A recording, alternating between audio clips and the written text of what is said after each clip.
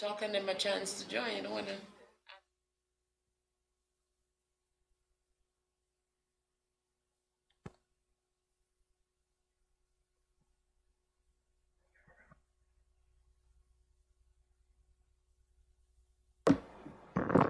Good morning to you, members of the media, and good morning to our listening and viewing public. Welcome to this morning's post-cabinet briefing. With us to facilitate is Honorable Nicholas Steele, the Minister for Health, Social Security, and International Business. This morning, he will update us on efforts as it relates to the sargassum seaweed and the pollution that we've seen in recent weeks, as well as he'll discuss fires and other initiatives under the Ministry of Health, including phase 2 of the General Hospital. Thank you, Minister. Thank you, Keisha, and good morning to you all present and all our viewers and listeners out there. Yes, this morning I have a quick update on the sargassum seaweed cleanup. All of the heavy work at present has been completed, particularly on the east and northeast coast of Grenada. We continue to monitor, and there is now minor cleanup being done, but we are noticing other fields of sargassum weed coming ashore. In fact, there was a large amount being noticed outside of Gove, and that is being monitored with respect to if and when it comes ashore for the cleanup. Sargassum is something that is plaguing the region right now. There is also an initiative through OECS. We have been pushing with OECS Secretariat for regional response to sargassum. That is twofold. One is in terms of purchasing or dealing with the cleanup collectively, whether it is batch purchasing of equipment, sharing of best practices, and the second part is in dealing with the solution. We realize or recognize that this cannot just simply be a cleanup expense, that we should actually be looking at some sort of sustainable use for or income from the sargassum weed. One of the most accepted uses for sargassum weed is as a fertilizer. OECS collectively is looking through the Secretariat, is looking for a joint response, joint sourcing of possible marketers or manufacturers who would purchase in batch large quantities of that sargassum weed. And also we are looking at other out-of-the-box solutions or uses for the weed. But at present, what I want to summarize is that the major heavy work has been completed for the time being. We continue to monitor the amount of sargassum weed that is coming ashore. And we have noticed, as you noticed yesterday, the winds in Grenada were from coming out of the east were much lower than normal, planes landing on Point Celine, but that also does change the tidal patterns around Grenada, and therefore could put the west coast or certain areas on the west coast at risk. But we continue to monitor the situation and will act accordingly if and when any seaweed comes ashore. The other update I have for you is on NHI as well as phase 2 of the hospital. But before I get to that, I want to touch on a concern that was raised in Cabinet and we would like to discuss through you with the public, and that is the increased occurrence of house fires and vehicular accidents. House fires on a whole, what concerns us significantly is the amount of house fires that are occurring where minors are left unaccompanied. And we make an appeal to the public for us to be responsible adults and to not have children be left unattended, and also an appeal to the public to take the necessary measures to prevent or to reduce the risk of there being house fires within your individual houses. As a parliamentarian and the government, we are here to assist individuals wherever possible, but the first step and first initiative must be taken by the public at large and individuals as a whole. But we notice the increased amount and would like to make an appeal to the public. The Royal Grenada Police, through the fire department, will be taking certain initiatives as well in terms of public awareness, public education on these issues. To give you an update on phase 2 of the hospital, the majority of the construction is complete. There are 2 pending items left. One is the installation of the elevator system to phase 2 of the hospital, and the other is a connecting corridor between that building and the main building of the hospital. Those are the 2 last significant bits of construction to be done. We expect those to be done within the next 2 to 3 months completion, because the connecting corridor does also involve a temporary relocation of the kitchen facilities of the general hospital. With that, we are also in the process of ordering equipment, sourcing equipment.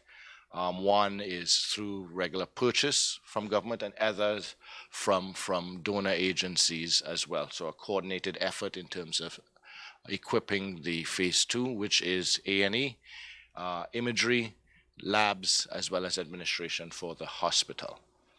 And finally, to give you an update on national health insurance, basically the consultation and contract given to UWI through the National Health Insurance Secretariat is complete as of this month. There will be a presentation from the consultants to Cabinet next week, in which the basket of services to be provided will be presented to Cabinet.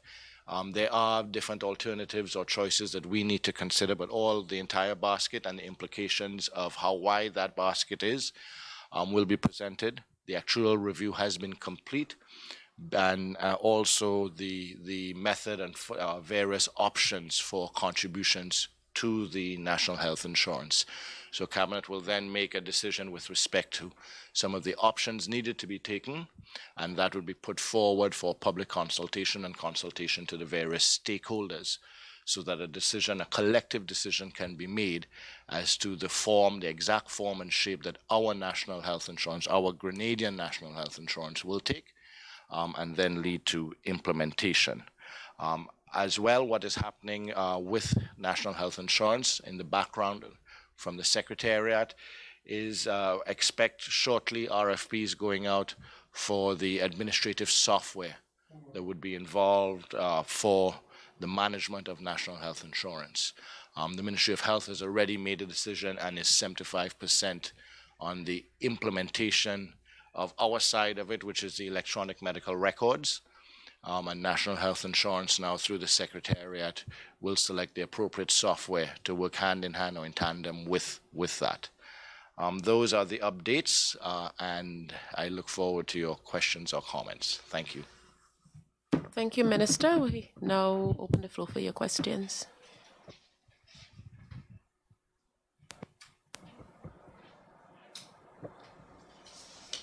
Good morning, Tony and Louis Lawrence, MTV News. Minister Sil, you made mention of the high numbers of the accidents and the fires. I know another member, of the regional health ministers were also raising that concerns in terms of the effects it have on the emergency department of the hospitals and the health centers and so on. What are some of the effects we are faced with here? Well, the obvious effect would be the increased number of calls we would get for ambulatory services, emergency response, and casualty. There was a serious accident over the weekend as well. So yes, there is increased stress on the system, which is why regionally and internationally, Ministry of Health does take a lead with the Ministry of Transport or the Transportation Authority. In this case, it's Ministry of Transport, with respect to increasing road safety, sensitizing individuals. What you would find is over the last couple of years, if memory serves me correct, the number of registered vehicles on the road have moved from 19,000 to approximately 30 or over 30,000. With that would be the increase in frequency of accidents. We can measure that as part of success, but we also need to see that as with success comes various responsibilities, and we are now seeing that increase. Therefore, as you will be seeing, and if you have not noticed already, the police through traffic department are going to become more diligent. You have seen that there's been an increase in the vehicle stock for the police, and their reaction time, we must admit, we have to agree, has been greatly reduced. Police are on the scene in an appropriate time. The ambulances, we have 5 more ambulances on order this year.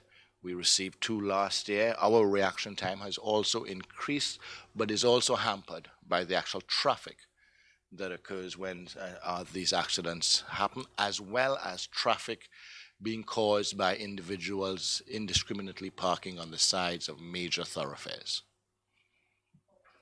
Another development that came to the fore is that of the removal of the sargassum seaweed from the different beaches and being dumped at several of the 2 sites. A number of persons are capitalizing on that and sifting it to get the sand. What are your thoughts on that? Well, we had to make an immediate response with respect to the removal of sargassum from our beaches. It was not the ideal response. There are equipment, that is what we're looking at with OECS for regional, but nowhere except Barbados, I believe, has the proper equipment for the removal. It's quite expensive, but we are looking at that possible joint purchase to bring the price down for all of the OECS countries. Efforts were made to reduce the amount of sand that would have been removed with the sargassum, but it was a priority in this instance of removing the sargassum as quickly as possible to remove the offensive odor and health conditions that the neighborhoods were suffering from. So it was a give and take. In terms of the siphoning off of sand, there isn't that much, and I can't see that significant commercial value for it. But also what you may have been noticing is individuals coming and separating the sand from the sargassum to take the sargassum, because it does have quite a good value with respect to fertilizers. I know that's why it was removed to those sites, so that individuals could separate the sand from the sargassum but take the sargassum away.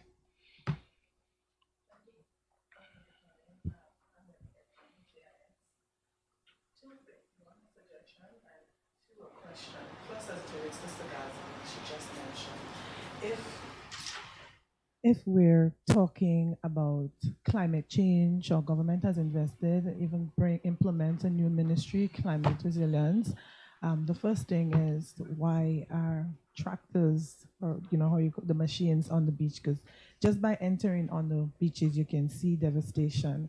In relations to Caracu's case, which I think is unique, based on if you compare it to what's happening here in Grenada, Grenada has a higher influx of or infestation of the sargassum weed. In Caracu, I do not think, and not just me persons, do not think that there is a necessity to actually have the tractors on the beach.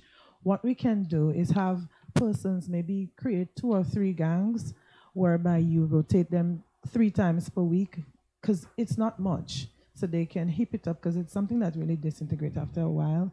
And it can also create economic spin-off in the various communities, because while you have to pay one truckman like $100 and something or $90 something, $80 to move just one heap of sargassum weed, that's some money that can be split between 2 persons, and that's like 2 days work. So maybe we would want to look into Caracu's case as a unique, solution to the problem there. Maybe Minister Steele would like to go to Caracu and see for yourself. I'll be in Caracu on Friday. Yeah. So I think we can, while we can cut back on the spending in terms of bringing a solution to the problem, we can also create jobs and economic spin-off by using that method in Caracu. Secondly, you were talking about the increase in house fires in Grenada. What about implementing legislation like those overseas? I mean, this is what it has come to here in Grenada, where you have children of tender ages have not even lived for a month and having to lose their lives to these fires. Now, I think it's a case whereby parents are just like, there is no real penalty to this. So, whatever happens, and it's always an excuse of, I had to run to the shop, I had to go and make a daily bread and this type of stuff. And it's very hard to see innocent babies lose their lives. So I'm not sure. Let me take your second comment first. I think we have to look at the situation holistically. We're very much aware of the end result of some of our fires. But I think as a responsible government, we have to allow the authorities, which would be the police through the fire and police and child protection authority, etc., to look at the entire picture before we make assumptions. We are only aware of the very unfortunate end results. Our heart goes out to the families. And as a responsible government, we would like to avoid the occurrence of any of these incidents, and also the leading up factors where if we can get involved, as you say, through legislation, but also being aware socially of what are some of the conditions where we as a government, we as responsible parliamentarians can be involved to assist our neighbors, our constituents. So that's why I would rather look at it holistically. On the issue of the sargassum weed in terms of using manual, I would most definitely prefer to do that. In this instance, based on the quantity that had come ashore and its proximity to individuals living, we had to have an immediate quick response. But as you see in many other islands, it is not even the government, it is the active organizations that are involved. Government will contribute, as you suggested, labor, either through police, armed forces, defense forces in other islands, or through assisting with labor. But it is spearheaded most times by environmental organizations and just individuals, concerned citizens. I think we need to develop a little more of that. We as a government are willing to lead that charge, but look forward to concerned citizens who enjoy our pure Grenada participating in that cleanup and looking after our beaches with respect to sargassum. And as we saw in the last couple of weekends through our party, leading an initiative for the cleanup in certain areas, in particular in St. George's around the cruise ship and bus terminus. And so it is with that type of response. We can't always use and shouldn't always use the heavy equipment response. Michelle Payne, WPG10. My question is with relation to the doctors and nurses. Tell us, how far are we in addressing some of their concerns in terms of permanency and also with the doctors, some of the doctors leaving the system?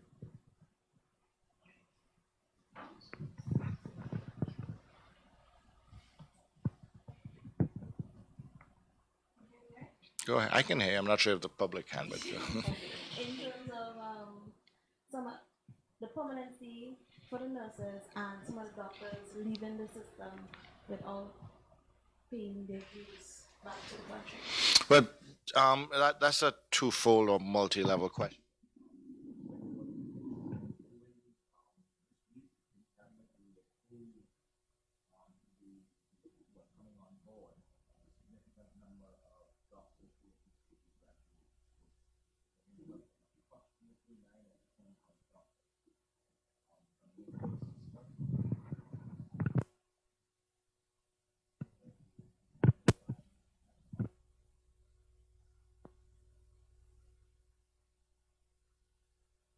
Who are working as service providers, they're now on to the establishment of the government system in some form or fashion.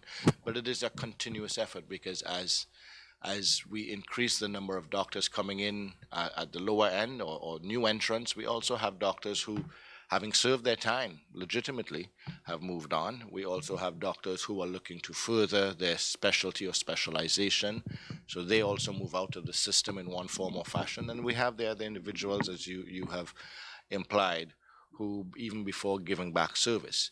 So it's a multiplicity of issues, and our challenge is to deal with it and find solutions. We found a solution, or part solution, as promised with the nurses, and we'll continue. That's not the final solution. We found a solution with respect to doctors coming in and making sure that the ministry, through coordination and cooperation with DPA, can accommodate them. The nurses that came on board, that's through coordination and cooperation with DPA as well as Ministry of Finance, to find that space to allow that solution to happen. So it's constant. It's constant. It's just that the constant monitoring, being aware, being sensitive to the public as well as those stakeholders, the very doctors and nurses. So for the doctors who have left the system without paying the country back its dues, how the government intend to go forward in dealing with such issues? Those individuals who receive a scholarship sign a bond with the Ministry of Education. The enforcer of that bond is Ministry of Education through Legal Affairs. So as far as I'm aware, they are in the process of enforcing that bond. Where there is a bond issue. There are doctors who have left legitimately. There are doctors who have asked for deferral of that bond with intentions of returning. So don't look at every doctor who has left the system as one who is walking away. No. There are many, many doctors who are very much aware of their service to country and make every effort to give back that service to country, and the ministry works hand in hand with those individuals, both ministries, Ministry of Health and Ministry of Education, to accommodate those doctors in that effort. Okay, so my final question is with relation to Maribo Hospital. I have heard people complain about the services that they receive at the hospital, and it is the hospital itself is in a deplorable condition, and the services they receive is not good enough. What are your plans to address those as well? With respect to Princess Alice Hospital, we listen to the public, we listen to the stakeholders. You would see significant improvement has occurred at Princess Alice, but there's still a long way to go. I'll be the first to admit. There are x-ray services, but it's not full-time, so we need to be working on, and we are working on training radiologists so that we can have full-time x-ray service. But we do have x-ray services now, first time in 20 years at Princess Alice. We have made changes in the administration, and you will see physical changes as well up at Princess Alice with respect to what is referred to as a smarting project, which is renovations and making sure that Princess Alice is climate resilient or is able to survive natural disasters, hurricanes, etc. There are constant upgrades. Part of the doctors, house doctors who are coming in now will alleviate some of the issues up at Princess Alice, as well as some of those nurses who have come onto the establishment. And there will be further efforts constantly. Healthcare is something that we constantly must listen to, react to, and change and adapt to. Princess Alice is one of three major hospitals. And all three major hospitals, while significant strides have been made, there is still a lot that we will do, and we continue to listen. I continue to listen and make changes wherever necessary and possible. One question. Once she's located Ministry of Healthcare, any plans to have a stationary doctor in Petit Martinique? Petit Martinique is right now dealt with as a district. So the district medical officer from Carriacou is the one who will be dealing with Petit Martinique. With respect to increased services there at Petit Martinique, I would tend to react more based on the advice coming from the very medical service providers. It would be nice, and it is something that I would like to see at some point, a dedicated facility at Petit Martinique. But we must be careful with just building facilities before having the manpower and the ability to equip full-time any facility. So before anything further were to happen in Petit Martinique, I'd want to make sure that it's properly manned, properly staffed, and properly equipped full-time.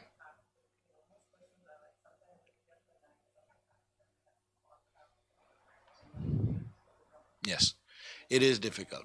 Right now, we want to make sure that there is a doctor in Carriacou to respond, and that the long-term view would be to possibly have, but we have to find a balance between how many times those calls occur and what is the appropriate reaction. Would it be seeing increased nurses at the various medical stations, because that was one of the complaints that patients were having, that there were not enough nurses that were placed at the medical stations? No, I didn't get the complaint of not enough nurses in certain instances at medical stations. The issue would have been waiting times to meet doctors. There are certain stations, yes, that will have more nursing staff, and community nurses as a whole need to be upgraded. But it's not just simply an issue of increasing the numbers. We also need to make sure that the full medical services with respect to doctors being present as well are looked at within all of the facilities. So increasing nurses at a facility where we haven't made sure that there's a corresponding doctor there full time or so, it has to be holistic as well. Some facilities will get an immediate increase, but other facilities may not get within this month or this year. The reaction to that is going to be based on the information that is coming back now with our electronic medical records, where we have real-time information as to how long someone is waiting, how many people are being served, etc. And that is how we will react to the staffing as well as any of the other issues. Okay, my final question. We always hear that there are always complaints from the medical practitioner's point of view. They always complain and so forth, whether or not sometimes it's, genuine or not. But we must always understand too that the patients who come to the medical centers and the hospitals too, I think it's sometimes frustrating, and I don't want to use so much of a strong word, but one of the questions I want to get to is the Ministry of Health actually investing or, looking at training some of these medical personnel? Because sometimes just the approach to patients and so on, it's really not nice. I have witnessed it before, and it's really, really not a nice thing. So I'm not certain from the Ministry of Health standpoint if there's any sort of, should we use the word customer training or whatever? There is, and there has been. Most recently, we engaged a group called Live Healthy Me, which are consultants out of the U.S., connected to Mount Sinai and other hospitals, and they came down and did won a survey to find out what were the public opinions, not just taking our comments and the comments in the media or so, but actually did a survey and then did training in response to that survey, and then did a follow-up survey afterwards. The issue is that we need to be doing constant and regular training, upgrading, and it's also the receptiveness of individuals to that training, and also, I think, public relations. Okay, and my other question is, as the parliamentary representative for St. George's South, we know the Saigon area there. I believe that we're all aware of the recent incidents that's been occurring there. Have you been in any interaction, or are there any plans in place to prevent these incidents from reoccurring? There has been interaction, reaction, and with the Royal Grenada Police Force. I have been there too as well. And the individuals in Saigon, in large, have been cooperating now with the police. They are sensitive to the situation as well, most of them, and recognize that it needs to be dealt with. So the authorities are cooperating with the individuals there. And the hope is that we can see a solution, that there will be a peaceful couple of weeks, a couple of months leading up to Carnival, etc. And I look forward to continuing to work with all of the stakeholders, not just individuals in Saigon, but individuals in the community at large as well, to find a way for us all to be able to benefit in peace and harmony.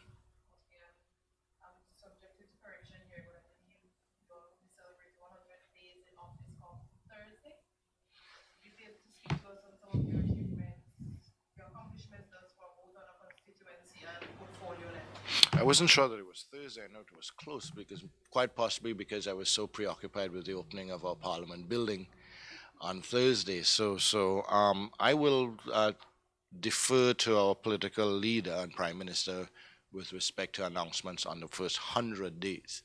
As a parliamentarian, I am looking forward to opening our Parliament building, which is one of the accomplishments of this administration, and asking you all to come and look at what, in my opinion, and I believe in yours as well, is one of the best Parliament buildings in the CARICOM, if not the region. It's not just the newest, but it is one of the most beautiful buildings in one of the most beautiful locations in one of the most beautiful islands. So I'm focused on that. The work continues. 100 days is one day more than 99 and one day less than 101. The work doesn't stop for me or any of us. But yes, I think it would be appropriate for you to have a statement from our Prime Minister or from the government in general as to what we have achieved since March the 13th to now. But I continue to focus on what we have achieved since 2013 and beyond. Thank you for that, Minister. Just to comment, said Prime Minister is away from Ireland. He's attending the OECS, the 65th meeting of the OECS Authority with his fellow heads of government of the region. Right now in St. Lucia, he returns tomorrow afternoon, and you will see him at the opening of the Parliament building on Thursday morning at 10 a.m. at Mount Welldale. So I'm sure you'll get a chance to ask him that. I know he is preparing a statement that he will deliver to the nation in due course within the next week or so on said 100 days. Thanks. This is my final question.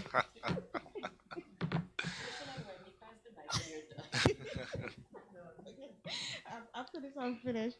So clearly, there have been loopholes in the system in terms of scholarship to the point where yourself and Simon Steele were taken to court by a doctor. So would we be seeing some restructuring of that scholarship program? Well, let me correct you. We were never taken to court.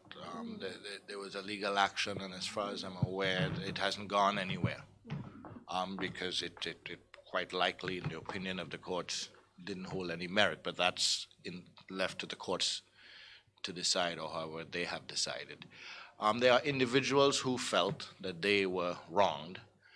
In my opinion, they misunderstood the way the system works. They have no bond with me, and the decision is not a political decision. It's not the decision of Senator Simon Steele or myself. The decision with respect to bonds and the commitment and the contract signed is with the individual ministry, and the signatory to that is the permanent secretary. The permanent secretary of education is the administrative officer. We are policy advisors. Now, when government has a policy, like this government has a policy, that all individuals will serve their bond in one form or fashion, that they can make arrangements to have their bond deferred. But the policy decision was that all individuals who have a bond must serve their bond. The implementation of that policy is left to the permanent secretaries with respect to a decision as to who still has a bond and who does not. It's not our decision on that part. So individuals who felt slighted and decided that they would take action to try and put political pressure on policy advisors, we stood our ground and said we made a decision on policy, and the actual implementation of that policy resides with the administration, i.e. the permanent secretary and the senior staff of Ministry of Education. Okay, I have a question here on behalf of Ms. Linda Straker. She's asking if you care to comment on the new composition of the NIS board. She said she's seen a notification citing that Mr. Christopher Husbands is the new chairman. She wants your clarification on that, as well as the term of appointment. Is it 3 or 5 years? Well, good morning to you, Linda. Missed your presence, but yes, the board, I did use the opportunity, as I think most other ministers or ministries are using. This is a different administration. It may be the same party in government, but it is a different administration, and it is normal in a change of administration, regardless of whether it's the same prime minister and same ministers, to contemplate or consider changing of boards or board representation in statutory bodies. Within the NIS, I used that opportunity. It was not at all, and I want to take this opportunity to recognize the yeoman service that was given by the previous government representatives on the NIS board, in the form of Mr. Ron Antoine, who served as chair, and also, and in particular, our dear friend who I think is given a lifetime of service, Mr. Ashton Frame, who served as managing director and then served as director on the board. So, but I use that opportunity, and I know that other boards have changed as well. The new representatives on NIS, Mr. Christopher Husbands as chair, and the other government representative is Dr. Bert Braffett. As we move forward with NIS being incorporated in or having an involvement in national health insurance, I felt there was a need to have a medical doctor there, and that is why Dr. Bert Braffett is there. And Mr. Christopher Husbands has a lot of, although he has experience in NOASA, and that's where we know him, he has significant experience in finance, masters in finance, etc., and decided to try him out as well, and which would allow the others who had served room to develop and serve elsewhere. Mr. Ron Antoine has provided exemplary service in NIS, and I would expect him to continue to provide exemplary service wherever called upon. Yes, Linda, although you're not here, there has been a change in the board. And as we're talking about NIS in particular, also to mention that I look forward to and want to sensitize the public to this. NIS continues to celebrate its 35th year this year, which will culminate, I think, in a grand function in December. The term of appointment, Term of appointment is 2 years, but I think we need to look at that, and I leave it to the board, because remember, the board is composed of other stakeholders who choose within the law the maximum term limits and who can change their representation. But I think it's time we consider a staggered replacement of individuals on NIS. So I look forward to having that discussion with the other stakeholders, which are Labor and Employers Federation, that we don't all change board members at the same time, and we possibly use this opportunity so as we move forward in the future that there would be staggered change of representation if and when any of the stakeholders so choose. Thank you, Minister. I'm afraid to say anything, Rachel. Wendy, last question. Okay. Thank you, everyone, for joining us.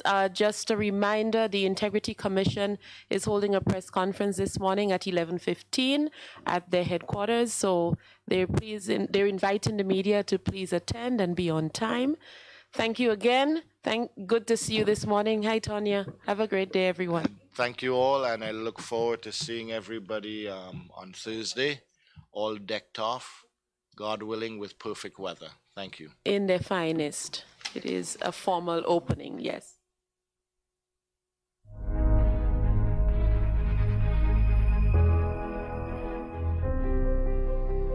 It is said that education is the key to success. The Grenada Development Bank believes this to be the truth. Hence the reason we have made it our prerogative to ensure that your key is in safe hands with us. Here is how you can unlock your success with an education loan from the GDB. We offer you 3 loan options. We've got our regular student loan, our work-study student loan, and our special student loan. Our regular student loan is for persons who wish to pursue full-time tertiary level education. If you are a permanent employee who wish to study while continuing your employment, then our work-study loan is for you. Our special student loan is in collaboration with the government of Grenada, geared towards vulnerable persons who would like to pursue higher level education. Remember, you must have proof of admission from a recognized institution here at home or abroad. All our loans are 100% financing with interest rates as low as 5%. Get your funding from GDB today for your tertiary level education, your technical training or vocational training, even professional development, with up to 12 years to repay. Your future success is today. Grab it now.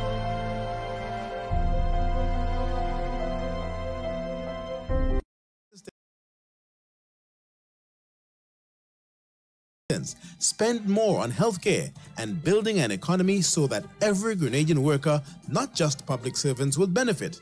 Not forgetting the biggest commitment of all, to restore pensions to public officers who lost it in 1983 and to continue to regularize the status of hundreds of workers in the system. Unlike in many neighboring countries, government has also refused to retrench any public servant. We are keeping our commitment to every Grenadian as we forge ahead together.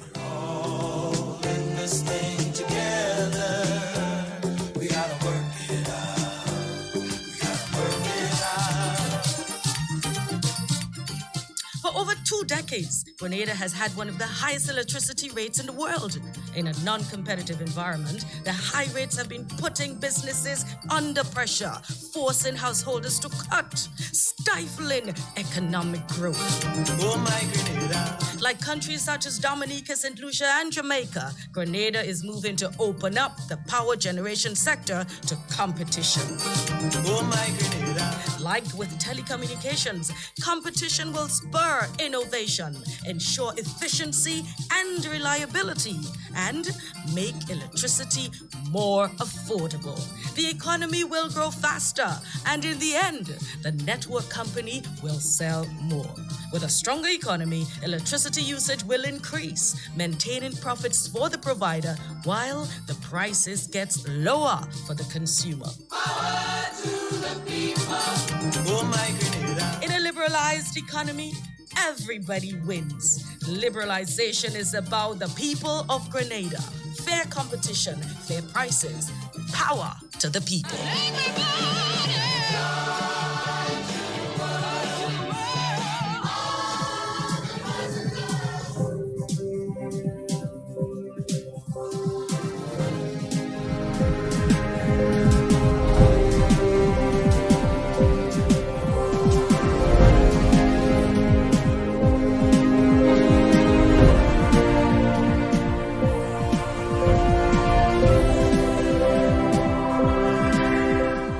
Caribbean Citizen Security Toolkit and National Task Force to be launched in Grenada on Tuesday.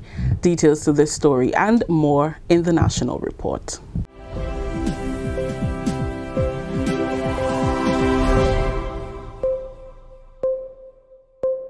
With the National Report, I'm Rakisha St. Louis. Grenada will on Tuesday launch a Caribbean Citizen Security Toolkit and a specially appointed National Task Force to bolster data-driven crime prevention under the scope of USAID's Carry Secure project. The launch at the Grenada Radisson Beach Resort will be done in partnership with the USAID and the United Nations Development Program. Acting Prime Minister Honorable Gregory Bowen will officially appoint the Carry Secure Task Force, which will comprise key representatives from the Royal Grenada Police Force, Her Majesty's Prison, and the Statistical Office and the Ministry of National Security. These national policy and technical officials will be trained to promote and implement evidence-based decision-making within their respective agencies. The launch is part of a 3-day workshop on the roles and responsibilities of Grenada Task Force members. Workshop participants will learn how to effectively analyze and manage crime data and will also be expected to drive the management and the use of the toolkit on behalf of the Government of Grenada, assess the strengths and weaknesses in collecting and disseminating data, and identify critical next steps for the agencies they represent. Tuesday's launch at the Grenada Radisson begins at 9 a.m. Grenada's soursop industry will be placed under the microscope as Food and Agriculture Organization officials try to find solutions to the stagnant production and market of the fruit. Soursop has been described as the country's black gold due to its high international demands. However, as time passed, production levels decreased, with new markets difficult to sustain. On Tuesday, stakeholders will be engaged in a value chain analysis and development workshop to review the industry and formulate ways in which it can be boosted to add economic value. It targets farmers, exporters, business owners, and other farming enthusiasts. National Coordinator Lauren St. Louis explained that the workshop seeks to strategize the way forward for the sector. She says more needs to be done to ensure that the entire country benefits from the production and market of soursop. What can be done with soursop, how far the business can go, and how we can organize it into a business. Because right now it is more of individuals doing their own thing, but we have to be able to organize it into a sustainable business. St. Louis says Grenada must take into consideration existing markets when formulating the plan to attract new ones. One of the things that we've learned in this analysis is that it may be better for us to focus on exporting soursop as a fresh fruit instead of exporting the pulp or process it in any other form. Right now, Grenada is one of the only countries that is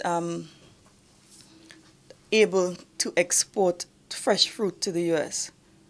So that is one of the things that we have going for us right now.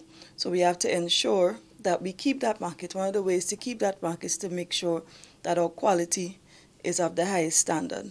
The workshop will be held at the Spice Basket on Tuesday, June 19th. Still with news, the government of Grenada, through support from the World Bank, has secured grant funding for a consultancy to support the establishment of comprehensive disaster management for disaster-responsive social protections and labor systems. This initiative is being done through the Ministry of Social Development, Housing and Community Empowerment. The Ministry's Public Relations Officer, Delroy Louison, has the details. The grant funding will contribute to the SPL reform process by supporting the development of integrated disaster households in Grenada, as well as to serve as an efficient mechanism for post-disaster support for affected households. A train-the-trainers workshop facilitated by officials from the World Bank and attended by ministry officials and NGOs is being held at the National Stadium over the next 2 days in order to educate persons directly involved in social protection and disaster management. Social protection specialist with the World Bank, Asher Williams, says following this workshop, the hope is to strengthen the link between stakeholders involved in the execution of social protection and disaster management. At the end of the session, we really hope that we can improve the capacity of the people attending. This is a training of trainers session, so we really hope that those that are participating go back to their respective agencies and share the knowledge and concepts that they've learned during the training with their co-workers and their colleagues. We also hope to improve coordination, not just within government agencies, but with government and other NGOs, because we have quite a few NGOs participating in the training as well. Disaster risk management is and social protection are very intersectorial terminologies and fields, and so it's really important that people working on these sectors coordinate and communicate with each other frequently, and so we really hope that we can strengthen the coordination between the agencies that are present in the training. According to disaster risk reduction specialist with the World Bank, Kireen Carla Charles, this workshop is very timely, looking back on the very active hurricane season experienced last year. I mean, if we think of the last hurricane season, we had 2 Category 5 hurricanes affecting the region, and we know that this is going to become more frequent and the severity is going to become worse. So these kind of programs that help our communities become more resilient to disasters and give us the means to get social protection and social safety net programs to our communities more quickly is very crucial. No, we want that if a disaster, let's hope nothing happens, but if something does happen in Grenada, then we can act very rapidly. SEED Program Manager Leonora George Buckmeyer noted that it is important to be more proactive than reactive where disaster management is concerned. We have to be a lot more proactive instead of reactive where disaster management is concerned. So we see we can factor in disaster preparedness in our empowerment programs, our beneficiary programs to our seed beneficiaries. So the basic things of securing your documents. How do you secure your documents? Knowing where the shelters are in the event of a disaster. Who do you contact? How do you make arrangements to get there? Those persons who have beneficiaries who are not mobile, what arrangements would be made for them? For the National Report, I'm Delroy Louison. Thank you, Delroy. This is the National Report. More news after the break. Celebrate National Nutrition Week, June 18th to 22nd. Join the Grenada Food and Nutrition Council as we raise awareness of the dangers of excess sugar in the diet and the health risks of childhood obesity. The theme, Too Much Sugar is Bad for Health. No ants in my camp. The week kicks off with an awareness walk at Guave, Monday the 18th. Tuesday the 19th, community walkabout in Victoria. Wednesday the 20th, dance exercise at Crowshoe RC School. Look out for St. George's Anglican School in action on Thursday the 21st at the Esplanade Mall. And Friday the 22nd, fast from added sugar. Calling young and old, Join us in the fight against childhood obesity. Welcome back. Labour Minister Honourable Peter David says while more Grenadians are being employed in the Canadian Farm Labour Programme, the plan is to diversify so that locals can benefit in others. He says this will also mean training opportunities for many. More than 40 workers are selected to travel to Canada every year for part-time employment on agricultural farms and estates. And Consul General Derek James says Grenada will soon see the establishment of an employment agency for skilled workers. Minister David says other countries are benefiting from the diversification, and so should Grenada.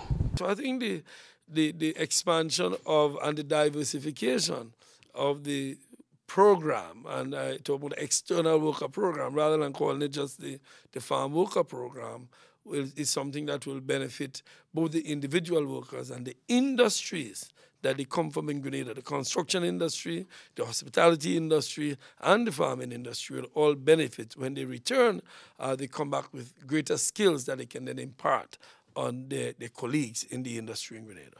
That story just ended the national report for today. Let's recap the top story. Caribbean Citizen Security Toolkit and National Task Force to be launched in Grenada on Tuesday. On behalf of the entire news team, technical operator Gary Stephen, I'm Rakisha St. Louis saying thank you for joining us. Until next time.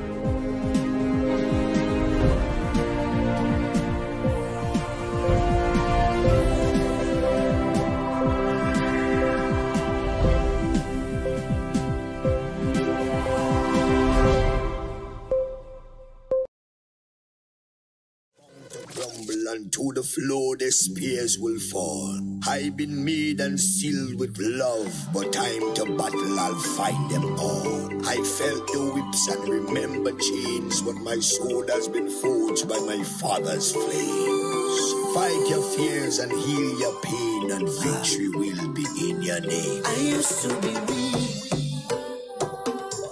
but I'm not weak no more. I found the strength of my ancestors deep down in my African core. I used to be frightened, I'm not afraid no more. The Father blessed me with the heart of a lion and a warrior soul. So no weapon that form against I shall not prevail, and no man that rise against I, that war they shall never win. 'Cause I will conquer, oh I will conquer, yes I will conquer them. Come on, let's conquer, oh I will conquer, rise up and conquer them. Tell them no retreat, no surrender. I shall fight till the end of days. I was born as a Makai warrior, and the Almighty God my blade. Fire burn all Satan carrier. Father loose all shackles and chain. This morning first thing as I wake up, King David turned Sam to the brain. Don't let your courage go down, keep it up. And if your heart rip up and stitch it up, don't let your faith them fall, pick it up. When my cup was empty, God fill it up. Don't take the devil contract, rip it up. And if your bad mind people to go meet it up, pass me the Congo drum and let me beat it up. God on my side, me no give it up. So no weapon that form against I shall not prevail. And no man that rise against I, that war they shall never win. 'Cause I will conquer, oh I will conquer, yes I will conquer them. Come on, let's conquer, oh I will conquer, rise up and conquer them. Thank you, Father. I want to say thank you, Lord. You are everything Thank you. Father, you alone shall guide me. No man shall lead my path. And good morning to you, Grenada. Kari Kupidi Martinique. Once again, it is time for Hard Talk. Yeah, my name is Sheldon Scott. And I'm Devon Romain. Yes, and we are live on 89.5 CRFM. And 97.5 City Sounds. Yeah, like I said, morning Django. Yeah, good morning Django. Nice, right. Yeah, Django had City Song, and not the other one. Yeah, Django. Yeah. We are also live on 92.9 Sister Isle FM out there in Carriacou. And 94.9 We Vibes Radio in Brooklyn, New York. Yes, indeed. Historic day for Grenada. 38 years ago, we know that various very unfortunate things would have taken place on the Isle of Spice. Lives were lost. Lives were lost and so on. And we'll be getting into that in about the next 6 minutes. We'll be getting a bit into that. But before we do, the Ministry of Social Development, they're sending this message out to persons who are receiving their benefits under the SEED program. The program is going to start payments as of this Thursday. Yeah, so Wednesday the 27th. So, you know, usually you go around next week so to look for your payments under SEED. No, you have to go for your payments now. You're going as of this Thursday. So payments under the SEED program will be started as of Thursday, the day after tomorrow. Yeah? And make sure the people who keep saying our government they have money to pay this and they have money to pay that know that the payments for SEED they ain't late. They earlier than normal. And it's an attempt right now, because understanding the situation too, it's an attempt right now to start paying a bit earlier. Yeah? And so it's going to start this Thursday and it's going to end next week Wednesday at the revenue offices. It's also aimed at stopping that influx of people. You have everybody rushing around the 27th of the month. You have everybody rushing to the revenue offices and causing that you know, kind of measured mayhem that takes place at times with that sort of thing. So as of the 21st of June, this Thursday, a lot of things happening Thursday, boy. So Thursday, SEED payments start on Thursday. We also have the Parliament opening on Thursday. Yeah, brother man, don't hide the Parliament from them, you know. Hey, Mr. Man, don't hide the Parliament from them, you know. Show them, you know. Yeah, don't hide the Parliament from. we have Carnival City also. Yeah, on Carnival Thursday. City is being launched. Yeah, when I think for Specky and for St. John's, you supposed to have some fisherman's, but they have something. They have various activities. Yeah, I'm gonna find it. Yeah, and to share some information. Yeah, I'm gonna find it, and we're gonna try and see how we could, you know, let people know about some of the activities and so, you know, that are happening here. Hey, Specky Sunday, man. Specky Sunday. Dance in the country, dance in the country, dance, everybody dance. Good morning, secured. Partner dog at a rise at him. Man, good morning. I reach up. I hope you're having a wonderful day today, man. You'll save my park, man. I have to come back down a little later.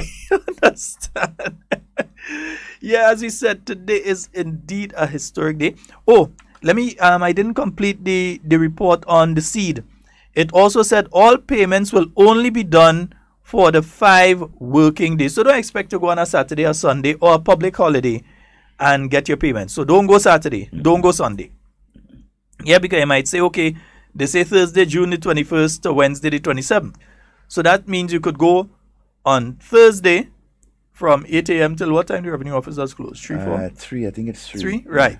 So you could go from 8:30, right? You could go, and then that's Thursday, then on Friday, then on Monday, on Tuesday, and on Wednesday of next week. All right, Popo? So those of you that receive your little assistance for the children or the elderly that receive your little assistance under the SEED program, you can go and collect that. And remember, those and the people who receive their little pension and thing too, just remember it's not from this month. Because I know some people going to try to disappoint you all and set up your hopes and thing and say it's from this. It is not from this month. The system is being strengthened to make sure everything is done properly and so on. Nobody's missed out. So you're going to get those payments from next month. That is from end of July.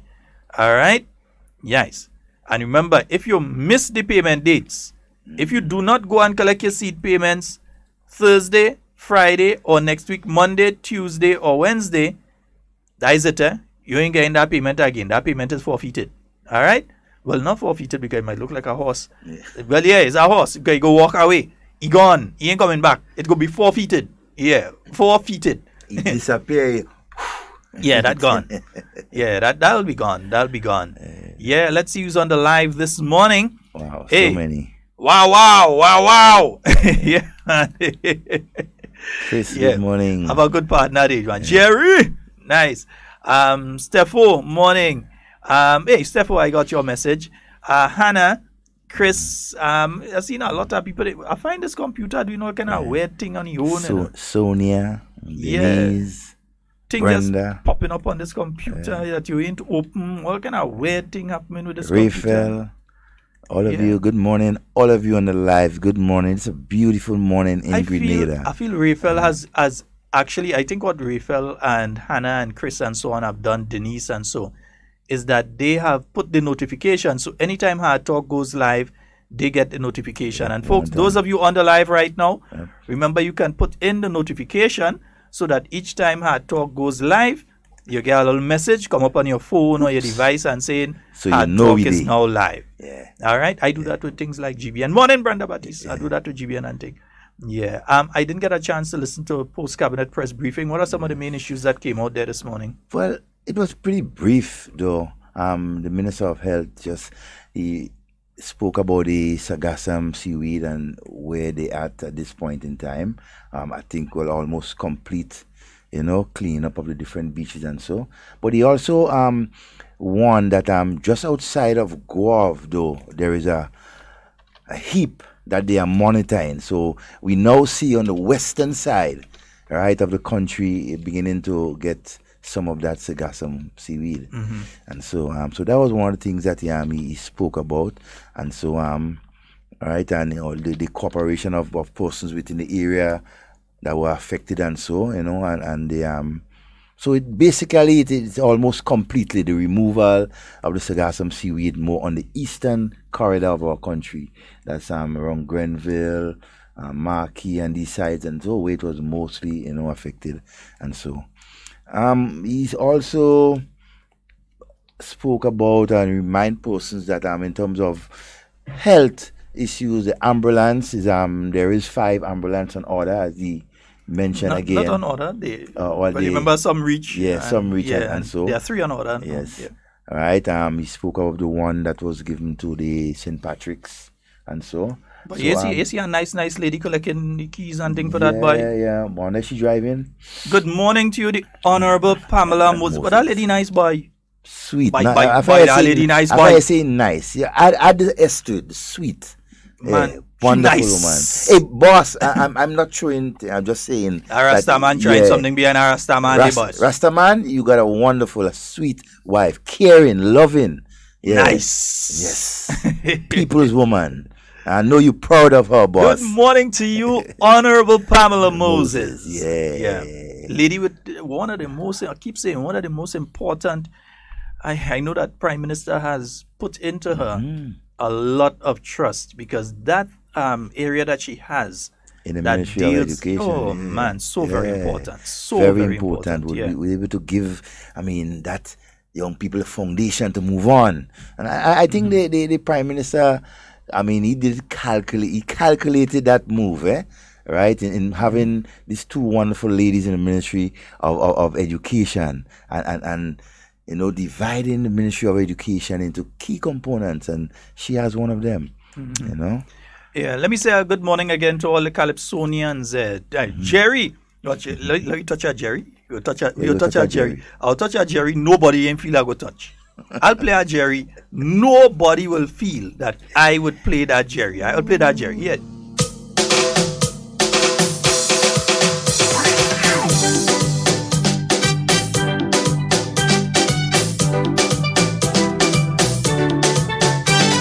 A man platform. This is what he say. He say we don't want no opposition, one party rule all the way. He say that we need a chance to get back in power. Because if you only give us that chance, we go deal with them. How about our lyrics the bottom? Oh God, let the tune play the man. So when I get back in power, them fellas life go be grim. Because nobody in this country shouldn't have more money than him. Why? Because I'm the ruler, the Grenadian ruler. Yes, I come in to rule Grenada. I don't want no minister help. If you want to help me, my brother. Yes, indeed. But Jerry, man. That man had lyrics. That the fireman had lyrics for so. I mean,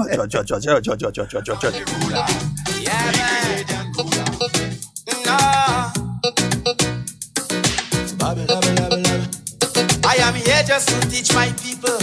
Oh yes, I'm guilty of that. Tell them lock me up, throw away the key, but they still cannot change this fact. Like John the Baptist, the message is what I come in to spread. But it seems like the wicked have a plan. They want to cut off my head. I go laugh when I see them running away. Look, this guy turning red. Well, to all you devil worshippers, I say, not man that sharing bread. Do not jealous your neighbor's profit. Be proud of what is your own. So you would not have to get licks biblically with no donkey jabon. Cause this is my time now. Undisputedly holy reign. This is my time now. God's prophet they cannot tame. This is my time now. I ain't thief so I cannot shame. This is my time now. David kill Goliath again. This is my time now. Tell me where you get lyrics so. This is my time now. It's me the shop and a Bendigo. The laws that was given to Moses, this is still in effect today. So I would not promote no homo sex. From that I keep away. Do not think you will always prosper. Yeah, the man, I tell you, the man had lyrics. We want to touch another Jerry. Yeah. Let me touch another Jerry again. Jerry Morning. When we touch an artist, you know we touch an artist. So let me touch another Jerry again. Yeah. Why did you break the commandment? To be intellectually bright, I tell them it is not hard. It is good when you're able to remember and document your record. Most knowledge comes from above. Part of it in a classroom, but the knowledge that you get from that is just like if you use in a broom. Well, in what skill did all you major? Did you set up a plan? Tell me, boys, will you join the army? Girls, will you fight Babylon? I will support you if I feel that you have a good plan. But empowering the youths of Grenada, that is my only mission. My song is to educate, time for them to appreciate whose lyrics you're going to elevate. In the music industry, is love for preaching, not hate. Time for them to congratulate. Whenever Jerry meditates, I define gravity. Some people pretend they care just because they have a plan, and they see you as a problem solver to complete the mission. Just because you have money, they tell you congratulations, but they still go in and tell the policeman that you are a drug baron. I ain't trust nobody, I tell you, and I feel that I have. Yeah, Jerry's the first one I hear singing. He ain't shaking fella's hand, no. Yeah, they set in trap to hold fire, man. Jerry tell him your hand hot, he ain't shaking no hand. It's the key to success. I want you to understand that the most important part of education is academics. Yes, man. Whoa. Calling upon parents and guardians, sending your children to school. Cause a good education in this life would be their greatest tool. Respect to the elders and the teachers and those in authority. Remember when you sit down to learn, children, now listen attentively. Because the world that you're going out into would be your greatest teacher. There is no time now to be reluctant, everything child is computer. Always aim for the sky, work hard, think about your future. Because I want all you to be qualified with an intellectual power. Child education is what you want if you must succeed. Yes, and you never know you could be an esteemed lawyer like Peter David. Qualification is what you need if you must excel, and you could be a great mathematician, just like Dr. Kit Mitchell. Inspiration is what you need. Children must prepare, and you could be a woman rising in parliament like Miss Emlyn Pierre. Education is what you want, but it comes with hard work. But you could be an economist, I tell you, just like Nazim Buck. When I was a young boy, I never liked going to school. Yes, indeed. 8 minutes after the hour of 11 o'clock on the Spice Island of Grenada. Yeah, Devon, I think it's time for us to get into a specific discussion this morning. Yeah, we will get into a specific discussion in 2 minutes. 2 minutes we start in the ball rolling. All right, 2 minutes we start in the ball rolling. Yo! You know I pass fire. Fire! Fire! Fire! Fire start, temperature rising. Well, look at the flame. Everybody asking, which building go burn again? Fire start, conflagration. Them really going to erupt. They say I put in all the imitation in the melting pot. Well, I say big respect goes out to the artists yes, who was a fire tune. Fire that is the symbol of righteousness, they got to get room. Whenever the flame gets started, no water can put it out. Especially when I breathe like a dragon and flame coming out the mouth. Well, in everything that you do, fire is a major cause. Fire cooking food, fire melting steel, fire winning the wars. So don't criticize burning fire. Some people have to be mad, so I'm bringing down the sun from the sky and burning out all the flood. Fire start, temperature rising. Well, look at the flame. Everybody asking, which building go burn again? Fire start, conflagration. The really going to erupt. They say I put in all the imitation in the melting pot. When I read down in Revelation and listen to the prophet speak, he say because of my disobedience I punish them with the heat. So whenever they see my flame, they have to skip a beat. They cannot stand up and fight me at all, but they have to retreat. Well, they say they could burn fire more than me, but still using matches stick. I don't making them wire hammer style. What wrong with them lunatic? Just like Mahatma Gandhi, hail up to the fire chief, because I am the youngest man who does go and watch you fire bare feet. Fire start, temperature rising. Well, look at the flame. Everybody asking, which building? This song is dedicated to all heroes and patriots who fall. This song called Innocent Blood, as I would say. In a revolution, some people are weak, while others are strong. Listen to my song. Listen, listen to my song. Listen, listen to my song. The weak turn to counter revolution, subversion and destabilization. Listen, listen to my song. Listen, listen to my song. Is the strong ones to stand firm and make things right? True. Show to the weak why we must unite. The weak, them, they don't know who they fighting for. Moving aimlessly in a senseless war. Murdering their people, innocent along the way. But we are go with them, so listen when I say. In this year time, oh no, I say they preaching war. They really kill them for. But are them tourists and no rain. But are them tourists and no rain. Singing but are them tourists and no rain. But are them tourists and no rain.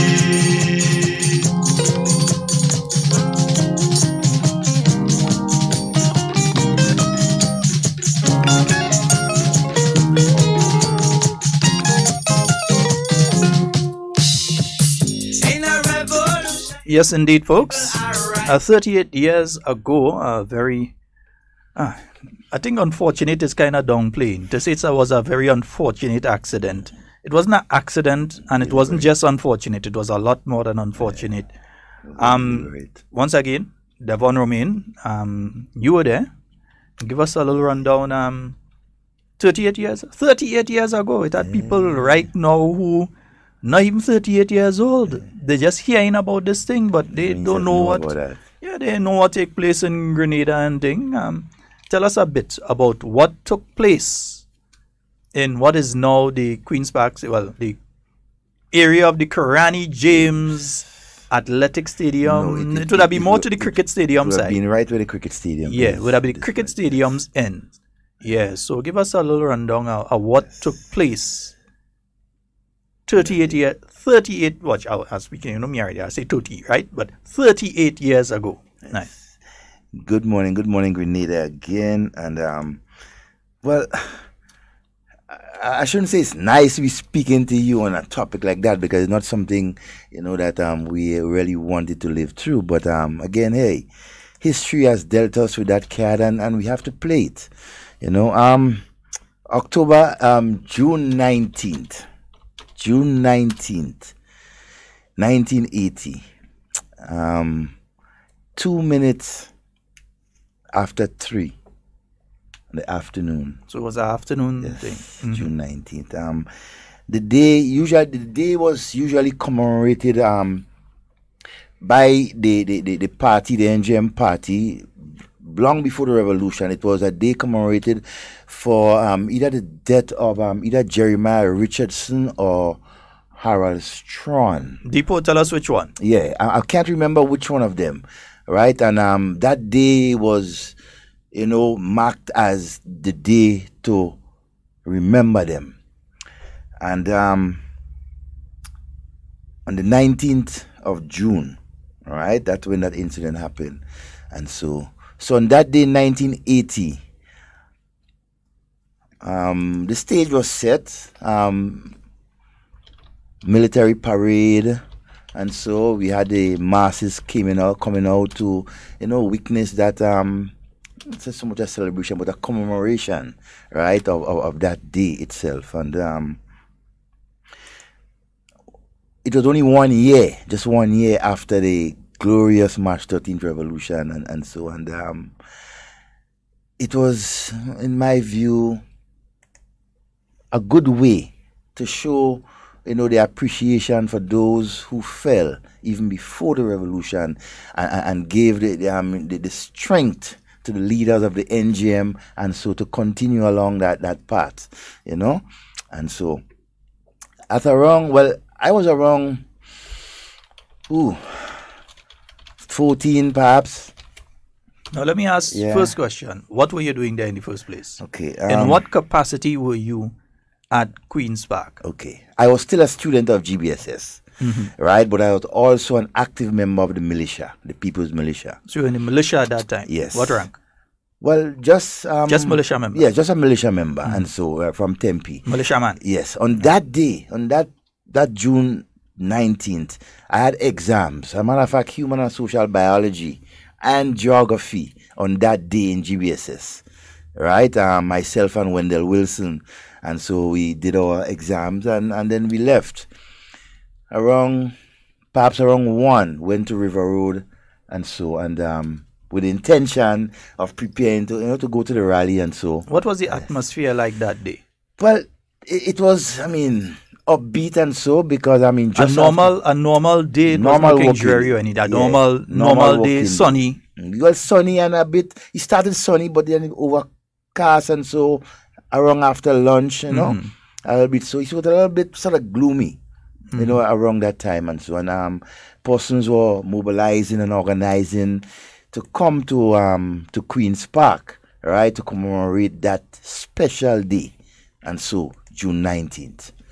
Right, and so I was there as first and foremost, as a student of GBSS just finishing the exam, and as an active member of the People's Militia, right? Just bent on being there and showing solidarity and so, and as like most other Grenadians did on that day, and so and went around 2:45. Okay, so. Yes. Before you reached there, you headed to the stadium, you and who?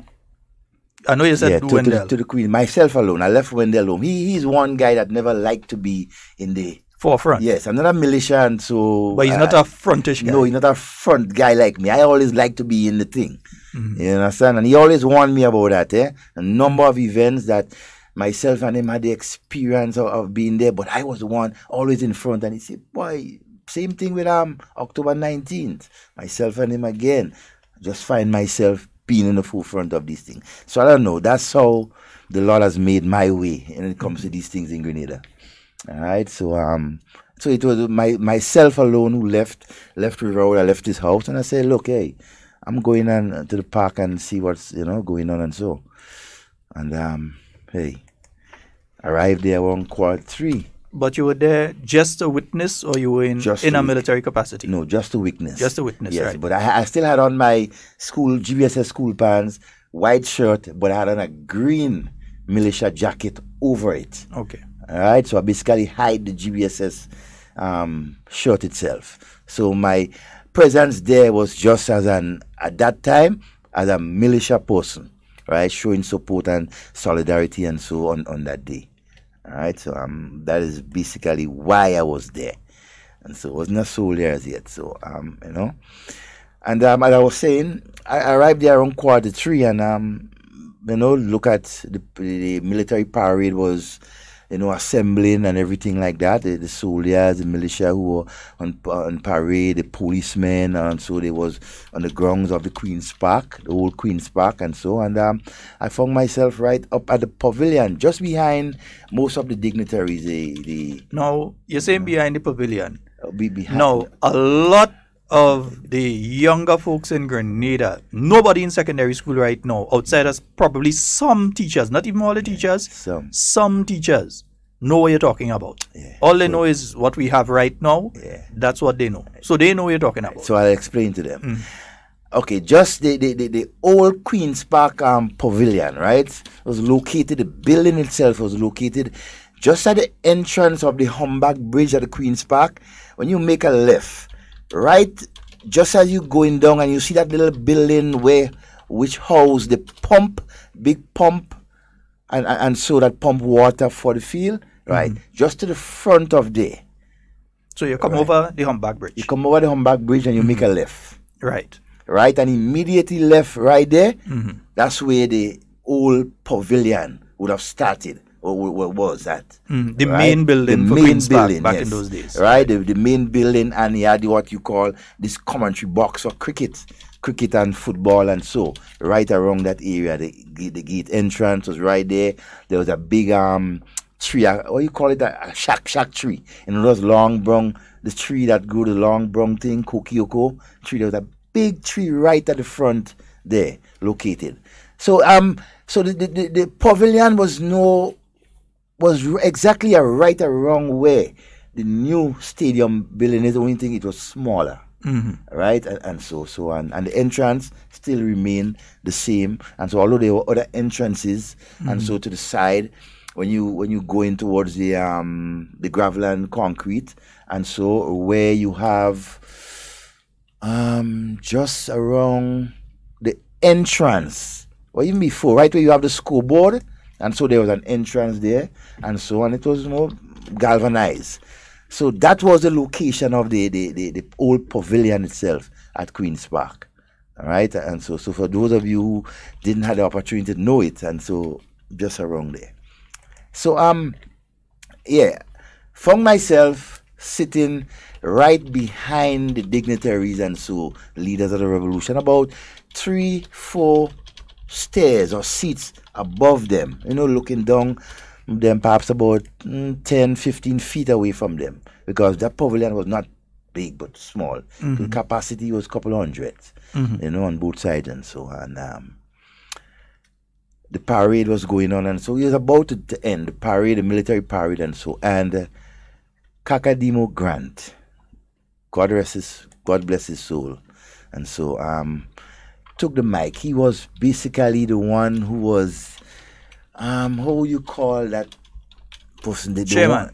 Chairman, but he was the man to basically whip up. Hype man. The hype man. Right. We call him the hype man. You see, like, what they call him, short leg and them? Yeah. Short leg come on the stage.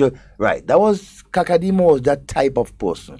He will energize and, keep the crowd, right? The masses in the political rallies and so upbeat with his whole style of, of delivering different messages and everything. And people were captivated, and so by most of the time when you hear Kakadimo on thing, you want to listen to him because he's somebody, he will tell you as it is, but he'll tell you in some jokey way. He will make you laugh. He ain't even serious, but he will make you laugh. But he was somebody, that was like, Ali Gill is somebody like him, that will get up there and will, whip up the support and make people upbeat. And so Kakadimo took the mic and was addressing, the crowd, and so introduction and everything on that day. And just around 3 minutes to 3 o'clock on that afternoon, right, as the military parade, well, they were still there, the rain started drizzling, right, slightly. And so, persons were moving away from the outside and getting underneath the pavilion for shelter. The same pavilion where the leadership was. Yes, where the leadership was. And so Kakadimo had the mic, and so speaking. And then there was a short break for at 3 o'clock for basically the gun salute, right? For the fallen, for the commemoration on that day. And which was Butler's birthday. Which was also... That's what somebody sent a message to say it was Butler's birthday. Butler's birthday, right? So, okay, good.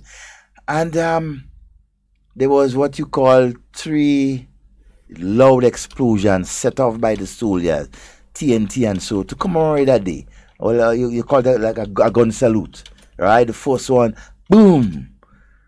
And the second one, boom. And everybody was upbeat because, excitement and everything. The third one, boom. And so on. That was gun salute as in a cannon fire, Well, it was TNT that was placed at a particular area. TNT set to explode, right? Control explosion, basically, right? To signal, the commemoration of that day, 3 o'clock on that day, And so, the third one went off, and everybody was, and was silent because no one expected a fourth. Right, and at about 2 minutes after 3 on the 19th of June, the fourth explosion took place. Boom! But it was different. It was an explosion that the people around could have felt, right? The earth move and the different in vibration, and then the whole bellow of smoke just come out from underneath the pavilion, where the leadership, right beneath where the leadership was sitting down. On the upstairs of the pavilion was a concrete platform, right, where the dignitaries and so usually sit down for all different occasions. The leadership, Morris Bishop and Bernard Cole, Hudson Austin, Unison Whiteman, the entire leadership of the revolution, military and political leader, was sitting right there. And that explosion went up. Boom! And so on. Then you could have seen the bellow of smoke coming out from underneath. And so on. Still persons didn't understand what was going on. Still when we heard the screaming from persons and people start running out from underneath that building because a lot of persons went underneath there to shelter the rain. And so, and how it exploded, and so just have people running helter-skelter and everything like that. And that is when it was drawn to the attention of the security forces that something, an additional explosion went on and persons were hurt. Okay, so explosion has gone. Mr. Technical Man, some people complaining that the live stick, Mr. Technical Man, do your thing. Yeah, so you've had the explosion. People start to run. People start to scream. In that June 19th activity, and so. Okay, so the explosion has taken place. People are running. People are screaming. First thing, what takes place with the leadership of the country at that point in time? The leadership is there. Yes. What takes place with the leadership? Yes. when the explosion went off, as I said, Kakadimo was still on the mic, and he was basically, he panicked, he was in a panic mood, but still kept speaking. Ironically, yeah, still kept speaking, and he was like, realizing that something went wrong, he started to appeal for calm, and so for people to, be careful and be calm, and, and get away from around the area, because remember, he was standing right above that explosion, him and the entire leadership. So he would have basically felt it full blast. He would have felt it. Well, not full blast, because it would have thrown him. Dick, man, the concrete and all cracked. That big slab of concrete was about 8 or 10 inches thick, perhaps more, basically cracked. Okay. And so. So the leadership is there. Kakadimo is still talking. What is he saying on the platform at that time? Well, he was appealing to persons to be calm and so on, and try to be safe. Words to that effect and everything like that. A bomb went off and you telling me be calm? Yeah, because I hear you. Not exactly knowing what it was at that time, right? And knowing that people were panicking and running, and so, he asked people to be calm and, and whatever. At that point in time, the military forces the security forces realizing that it was not one of the control explosion, but an additional explosion, they basically surrounded the entire leadership, Morris Bishop, Bernard Code, every one of them. And you could have heard General Austin calling out to the security men. And so, get the leadership and everybody out of here. Because at one point in time, you would have seen the security men surrounding them, but they were not moving, right? So he, as a general now, the chief of the army at that point in time, had to, and his voice was forceful. Where I was standing perhaps about 5-10 meters away from him, you could have heard him forcefully, get the leadership out of here. And so get Morris Bishop and them out of here. And then you see all of a sudden, you see the Fiat cars, because they had a fleet of Fiat cars, and so that we got from the Soviet Union, and so, or East Germany, just arrived. And Sheldon, it was the first time I seen about 8 or 9 persons get into a 5-seater car. Prime Minister Morris Bishop, the driver, and about 7 other security personnel in that vehicle, who he was in the middle, and you could not have seen him.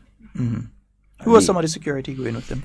Any other guys? You can point out any other guys? I'm not too sure. It's possible that Max was there. It's possible. Eric George, a number of persons. A guy called Rabs, Lala. These guys. I know Rabs from Belmont. Yeah, Lala.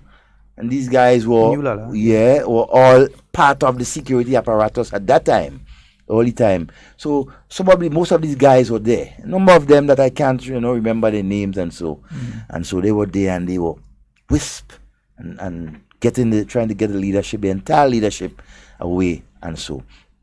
Now, still for me, not realizing what went on, if it was a bomb or control explosion, but you will see all the smoke, people running, and so it still went about a minute or so, knowing me, left from where I was and went to the bottom of the ground.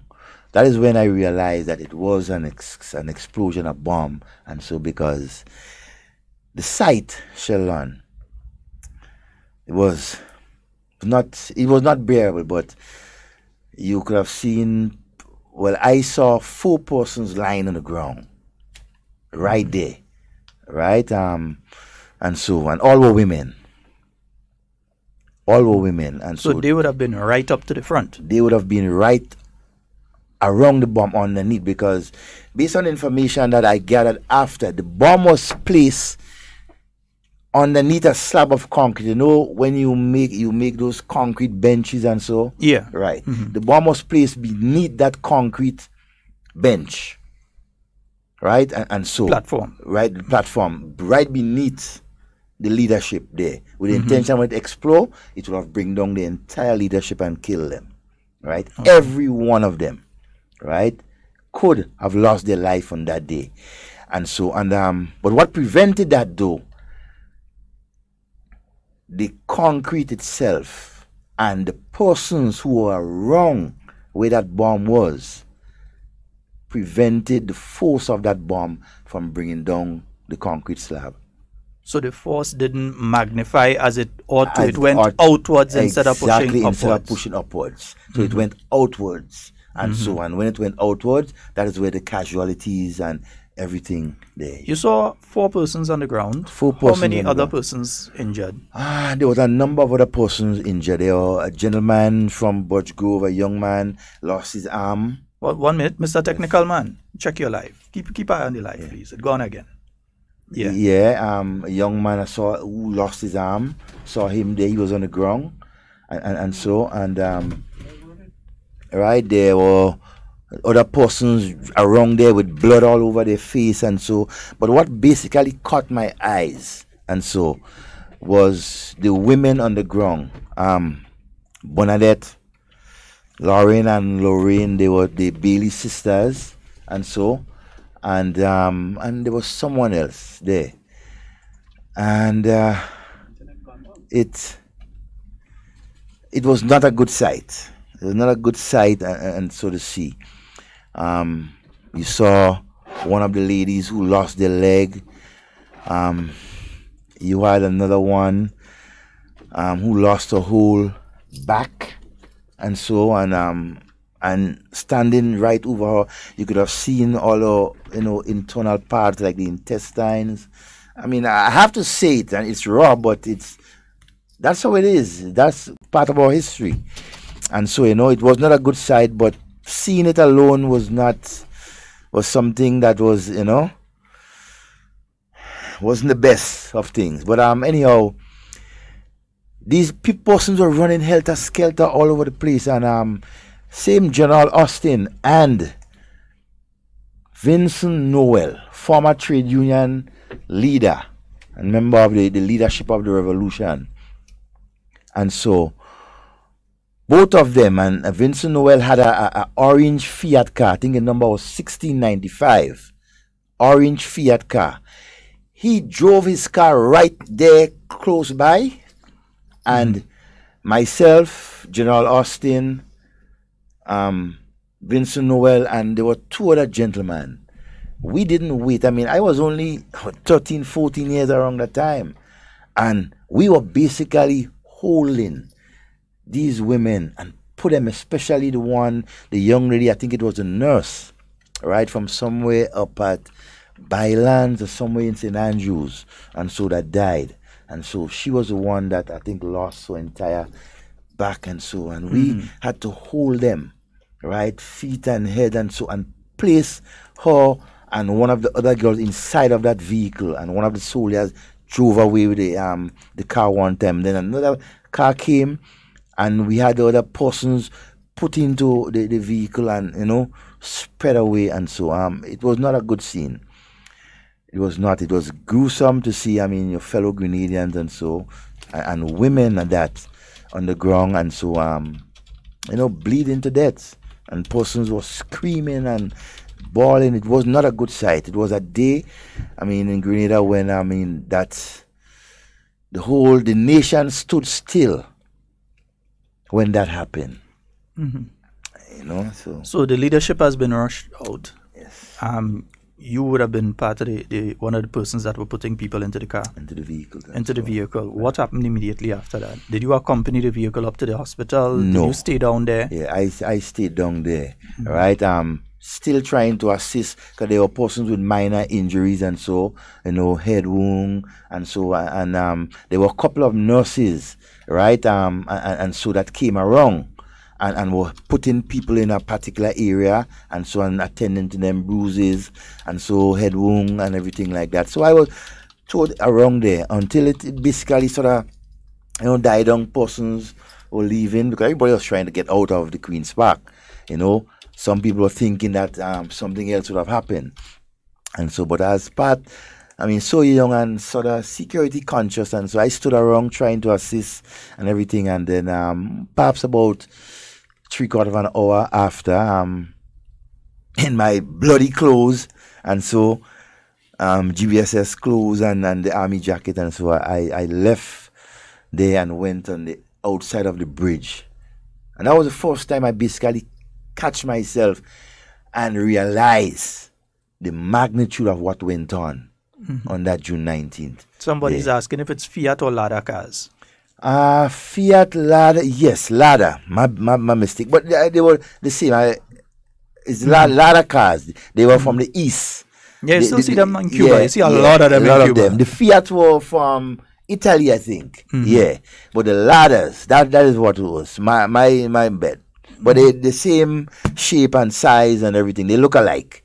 The European type of thing. Because we had a number of them and so on. And that was used to basically whisk away the leadership and everything like that. All right. Folks, we're going to open the phone lines because we know some of you have been trying to call. We just wanted to get the first part of the story out because we have to understand that there are many persons here in Grenada who know absolutely nothing about what would have taken place that day. And morning. Morning, everyone. Good morning, Cami. I think was them Radical was in the Cubans. Well, it was from... They had the Cubans used to use some of them. Yes, definitely. But that was a day, thank God for life still. Thank God for life, Cami. Some of us could still, we could still give a testimony of what went on in Grenada. That, well, I was on that step, you know. Trembling as a leaf. Yeah. Because the exact how we talk about the park was with the grandstand was water. We had more thing. Yeah, bleachers and everything like that, yeah. And was Bishop really going for, you know. Yeah, the entire that man had his khaki. Yeah, I Cami. seen him in the khaki pants and Lord God. Yes, Cami, you're right. Boy, I went on that step. I tell you the both steps they had. The bleachers. And I stayed there, you know. And exact what you're talking about. The little girl from the road, she lost her leg. Yeah, Bailey. The little girl from the road lost her leg. And the other sister died. I went under the bleachers then and sit down there trimming up, pee myself. I could never forget, you know. Yeah. And if you remember, the school in Happy Hill was named after one of the Bailey girls, Bernadette Bailey. They had a green car. And I think it was a orange or yellow. Yes, I saw a yellowish. Like, I saw a yellowish one, you know, right? Yeah. I could never forget these things because I always used to be around. And I then come to talking about Kakadimo had a powerful voice. Yes, man. When that man go on a stage to talk, Kakadimo he had a powerful voice. Yes. You know. Yes, boy. And hey, and Honorable Peter David would have been around that time too. History. Yeah, history. I think he had one of them. Somebody from Granoy had lost. They get damaged there too. And the boy from Bodgrove, he get his hand. The hand. I have a whole book of all of them, you know. Somebody sent me a book from America because we was together there. Yeah. And that person sent me a book of the people that died. You know who was one of the security of Bishop, I think? Nigga, Charlie. Yeah, Charlie, nigga. Charlie, yeah. they used to call him nigga. Yeah. That was a security.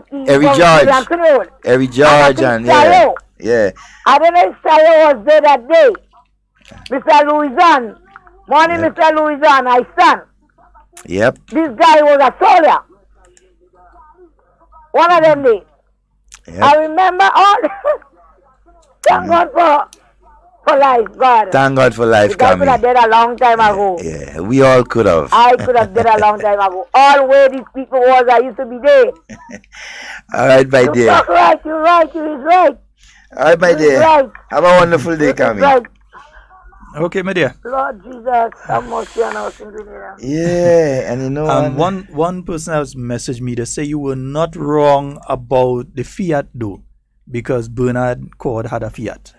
He had a Fiat. So you're not wrong.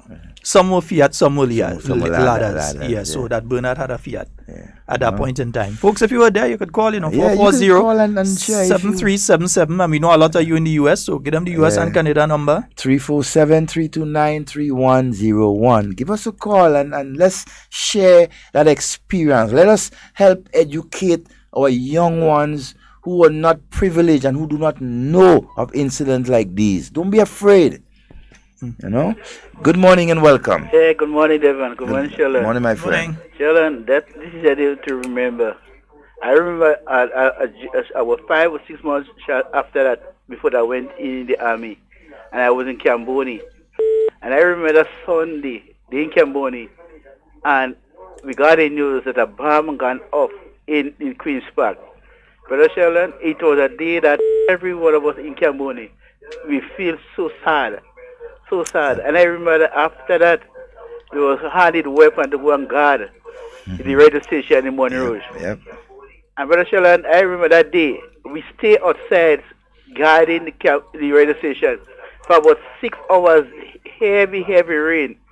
Boots wet, clothes and wet. And Brother Sheldon, I want to say, this is a day that we can never forget. It was a very, very sad day. Alright?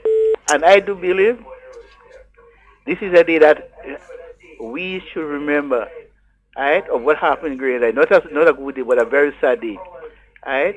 I want to say to the people that died, yes, it's a sad day, but these people who do it, because nobody knows that, but they accuse people, but we don't know. Alright?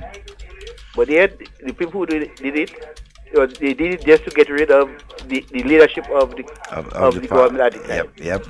But I want to say, as Brother Sheldon give a good account of himself, of exactly what happened at that day. Brother Devon and Sheldon, you all are wonderful. Yes, my friend. God bless you. All right, take care. And ironically, that was just the first half of that evening, though. All right, because a lot of persons would have known who was around, would have known. Right after that transpired another violent incident again in St. Paul's, Mount Airy to be exact.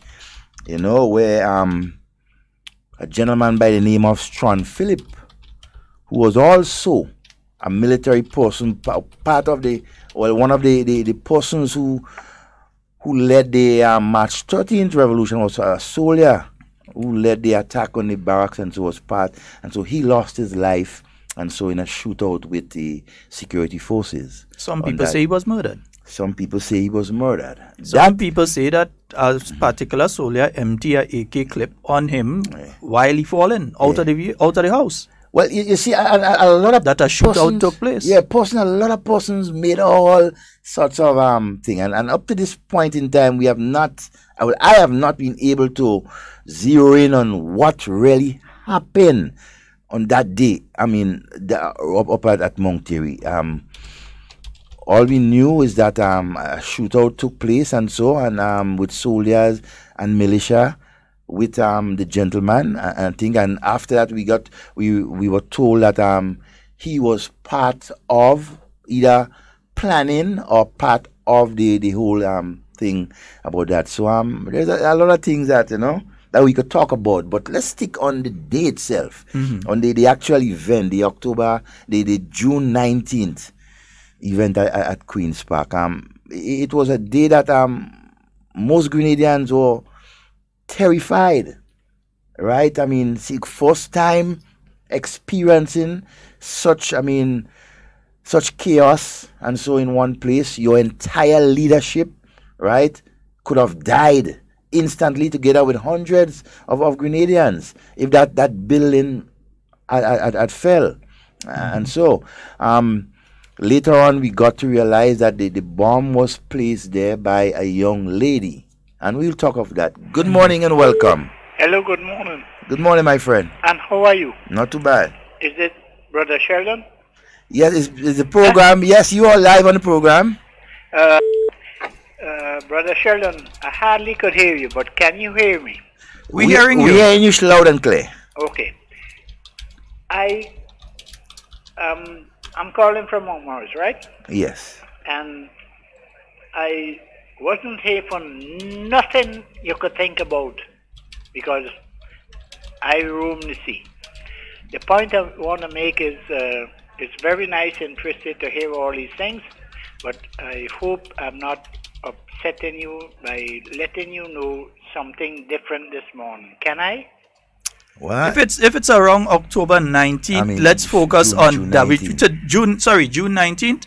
let's focus on that today. Another issue we'll raise another day. But today, with 12 minutes remaining, we want to specifically stick to this issue. Then I'll call on another day then. No problem, sir. Okay, thank you. All right, Thank you very much, Sheldon, and you have a nice day. Okay, Thank you my so friend. very much. Thanks for thanks for understanding. Keep moving. All right, thanks. All right, boss.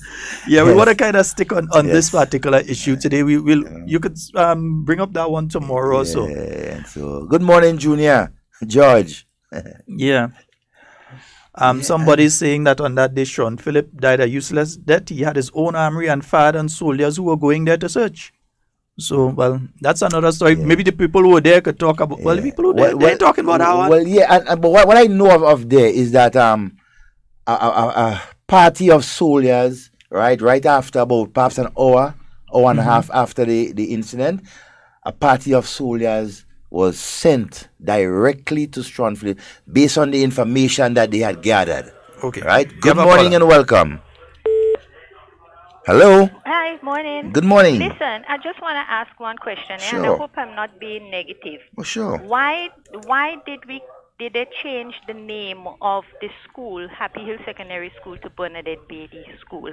My reason for asking that is, I think I understand she was a pupil of that school. But in my mind, the incident did not take place in her school, and there were other people who died. No, I don't understand, and I'm trying to understand. No negative. No problem. Yeah, it's a valid question. Yeah, I could explain. The thing is, after the revolution, most of the places that were named by the revolution, the names were changed back. So you had Fort Rupert back to Fort George. Fort George and so on. And these schools, there were two schools that were in particular, well, three, were junior secondary schools. They were built by during the Sir Eric Gary era, and the revolution basically opened them. It was and it was named the school in Happy Hill was named Bernadette Bailey Secondary School after Bernadette Bailey, who died on that day, and she was a student. The Boca one, I think it was Harold Strawn, right? And the one in Grenville, I think it was Jeremiah Richardson. Three of them were named after heroes of the revolution. Okay. Good morning and welcome. Morning, Senator Sheldon. Morning. Senator, allow me to say a very good morning to Dr. Romain. Good morning, Doc. Doc, my question to you, one of the questions, opening question. Sure. You never had an inclination for the medical field, no? No. Okay. No, it's very enlightening to hear of a 14-year-old who was able to stomach that level of human damage. Yeah? So, and that's in that context. I volunteer the statements I make this morning. It's very encouraging to hear how you acted at that point in time. Yeah. I recall, I think I'm 2 years or so older than yourself.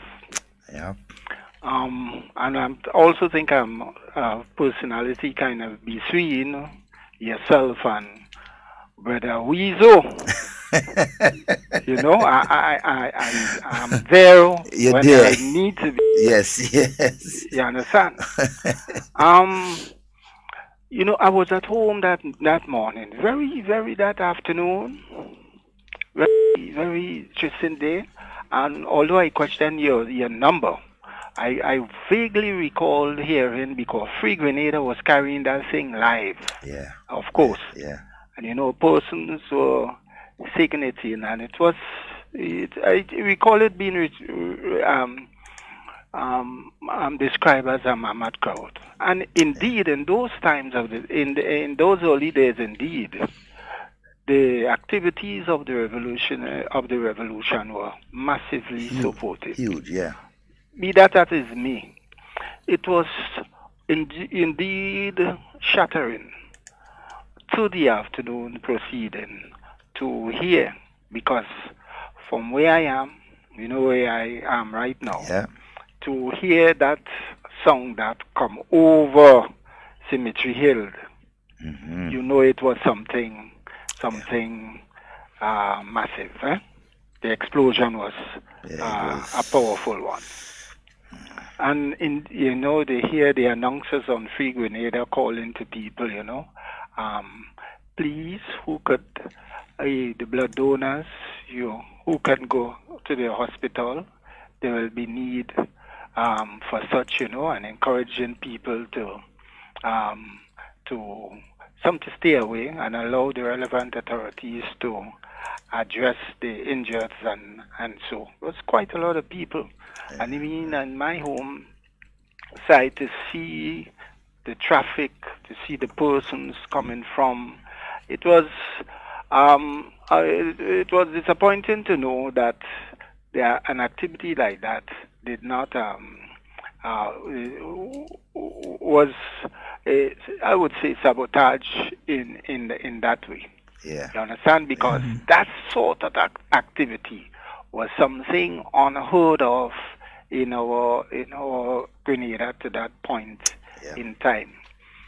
But as with all things, it occurred. One other example I gave, I recalled, Brother Dev, what year was that again? 1980. 1980. 38 years to the day. Okay, so that was 1 year before I left. Yes, and I was Grenada to go to study. Cuba. And I was about to ask you if that perhaps propelled you or encouraged you to enter the doctor field. Very good question. I think, it was always in me, I was always fascinated with the human brain, Although initially, I will tell you, I wanted to go Cuba as to do piloting for the army, Grenada, I wanted to be an army. The military, I always been attracted to the military as well. But after I hear of the requirements for the piloting in terms of more the physical, I sort of in that. Because I did see myself to more as a research person, quiet, put me in a room, give me a task, I'll investigate, I can probe, you understand me? Yeah. So I saw the mind, the brain as a territory where indeed, the brain, the heart. But I reached Cuba 1981. Started and thing. And we had medic, who is Dr. Frederick today, pediatrician. And he was, in his time, before going to Cuba, he worked in the PRA as an army medic. I think that's where part of his name comes from. They call him medic, as in medico, and he had one of his army friends. It was the first time I met and knew Tan Bartholomew. He was receiving orthopedic treatment at an orthopedic hospital in La Lisa, in Cuba. First time I went there, and it's in going there, I was able to see the young ladies who were affected by that bomb blast. Yeah. I met them for the first time, and visiting Tan Bartholomew with Dr. Frederick and, of all persons, Dr. Dragon, who today is indeed an orthopedic surgeon. You understand me? I vaguely recall Brother Tan asking us if we would like to be orthopedic surgeons. And if I'm not mistaken, I do think Dr. Dragan did say yes, he's interested. I was not interested. I mentioned my area, my focus, already. But as I recall that day, on June 19, Tubal Uriah's Butler's birthday. Wasn't that also declared Heroes Day? Heroes Day also. Heroes Day during Yes. the revolution. Yes. During the time of the revolution. So a day like today was referred to as Heroes. Grenada's Heroes Day. We have quite a few names that were mentioned, but it was in honor of these heroes. Tubal Uriah Butler. All right. Yeah. Thank you very much, Doc. All right, Doc. All right. Yeah, roughly we have 2 minutes remaining. Heroes Day. That was exactly the day. All right, Heroes Day. And so it's a combination of different leaders, heroes that passed through and contributed towards the revolution. All right, and so on. Through our boss Butler's birthday, you have Jeremiah Richardson, Strawn, and a number of other persons, and so who basically, and so that day in particular, I mean, that event on that day is not a good sight for us as young Grenadians, having to, and the revolution was young, and so on. It was not something that, most people could have stomached. But surprisingly, the leadership of the country bounced back with energy, and so to take control of the situation. Good morning and welcome. Hello? Hey, Dr. Devon. Morning, sir. Good morning. Morning, Sheldon. Morning. Devon, yes, sir. as we would say, is the waywardness in us that you put us in certain places, right? Good morning, Mr. Victor Ashby. And we have to, I must say, I don't know if you remember, but I would say this. It is the partaking of the Carrico. Yeah. In GBSS that gave you that initiative to run to help. Yeah. In the event of that day, June 19th. First instance. Where I wasn't close to. I was way out on the bleacher side. I was off on the bleacher side again in school uniform, wearing a blue and white Adidas tracksuit top over my school shirt. That's what I had on over my school shirt. But after all of that subsided, and I went home while the shooting was taking place up in St. Paul. I was getting a backside wash. My father cut my tail. What you doing long day? Yeah. What you doing in the boy. While the gunshot of them going off in my face, I get a beating. I was precisely told, do not go in Queen's Park. Your father was working right there, right on the next side. Yeah, in Grand Lake, and he did not eat because every day after school we used to, we'd go and meet him in Queen's Park. But that day he didn't want us in Queen's Park, so he told us just go straight home, take a bus and go home. I didn't go home. I went in Queen's Park. You're playing man. Myself, Neil Smith, Colvin George, and Ernest Lett. I remember walking with Ernest Lett, and we all walked over to Queen's Park. And but it's a sad day in our history, but it's a part of our history that we cannot forget. Never forget. And once again, thanks for being the memory of a day like that. For the folks that doesn't know, for bringing back days like that and moments like that in our history for the young people and even adults. There's a lot of who knows adults nothing about it. Doesn't have that part of the history of Grenada. It's always with me. It's always a pleasure and a duty of me to continue to inform persons of part of our history a lot of us don't know about. And I'll be proud to continue doing that every day of my life. And so. All right, my friend. Well, you take good care. All right, guys. Thank you. Good one. All right. So yes, Sheldon. June 19th, 1980 was a day then that Grenada stood still for at least 1 hour, in my view. Between 2 minutes to 3 and 4 o'clock on that day, Grenada was dark, literally dark and just... You think June 19th was a signal to what came after on October 19th? Do you think it was like a signal of things to come in the future? You think it affected what took place with the revolution? Now in hindsight, at that time you were 13, 14 years old. Now, looking back in hindsight, do you think that that was a turning point in the revolution, how the revolution started articulating its position as a small revolutionary nation and the challenges that it was facing, even to the point of the lives of the leadership being in danger. Do you think that that changed from that point? It changed a lot of how the revolution began to operate, yes, even within the context of Grenada itself and regionally, etc. It did. It did, and I'll tell you why. Just a couple of months before that, our good friend Kennedy Budlal was one of the casualties. He was also a soldier, a lieutenant, and a member of the army, and so. But he was a casualty, right, of the revolution. In that he was arrested and put in jail. So, June 19th, he was in prison. Okay. Right at that time. Now, the events that made him and others in being put in prison led to June 19th, 1980.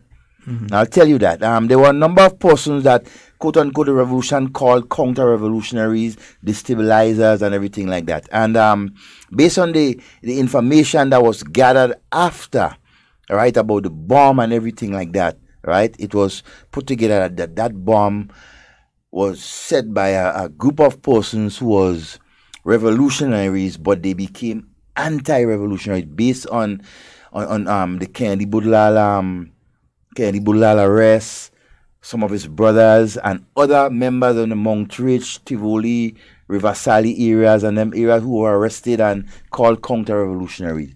Right? So a number of persons who were also soldiers basically turned against the system and decided to do something about it. Right? I mean, it was not wise to come up against the state like that, but they felt that, look, we are part of this entire thing and we are dealt with a bad hand. And around that, so in other words, so to say, Sheldon, that, look, June 19th was as a result of a split or disagreements between members of the revolutionary organization, right? And so that led to that. And so because the bomb was placed by in the Queen's Park by a young lady, came in with the bomb and placed it there, right? It was proven that it was her, and the persons who were associated with her was also identified. A number of them was arrested. What happened to that young lady, if you know? But she's still in St. Patrick's, and so she went away. Well, as a matter of fact, right after she was arrested, right, and so she was kept in Camp Boney most of the time and became a soldier. Most of the time, she became a soldier after that. After right? she did that, she became a soldier. A lot of and that's a story that Grenada's history is confusing, folks. I know those of you on City Sound, if they haven't already left, they may be leaving in a little while. I think me and Devon will continue for a while still on 89.5. Yeah, we will continue to talk on 89.5 on the other station. So stay with us. We know 97 might go, but we on 89.5 still. And that young lady was accused and ultimately basically confessed to placing the bomb there. She was still arrested and so detained for a while, questioned and she gave up some of the persons who that the revolution, the leadership realized were involved or planning to liquidate there. So it seems as though she was an unwilling participant, or she was duped, or she knew what she was doing. I think she was duped. She was close to most of these guys and so, but I don't think she was really, she wanted to do what she did. So she was sort of duped into it. Yes, you know, for whatever reason and so. And they kept her. They not in prison per se, but in the soldiers' quarters most of the times in Camp Boney. That was the camp located close to BBC quarantine point. And so she was there. And about 2 soldiers from Camp Boney keep messaging me. One was not at the location, but he was organizing for the men at the location. Yes, you know, and that was a elite unit too, and so she gave up a number of the persons. And right after that, though, the bombing, then you had the Strawn Phillip killing on that same day. Then after that, you had a number of persons who were arrested and detained.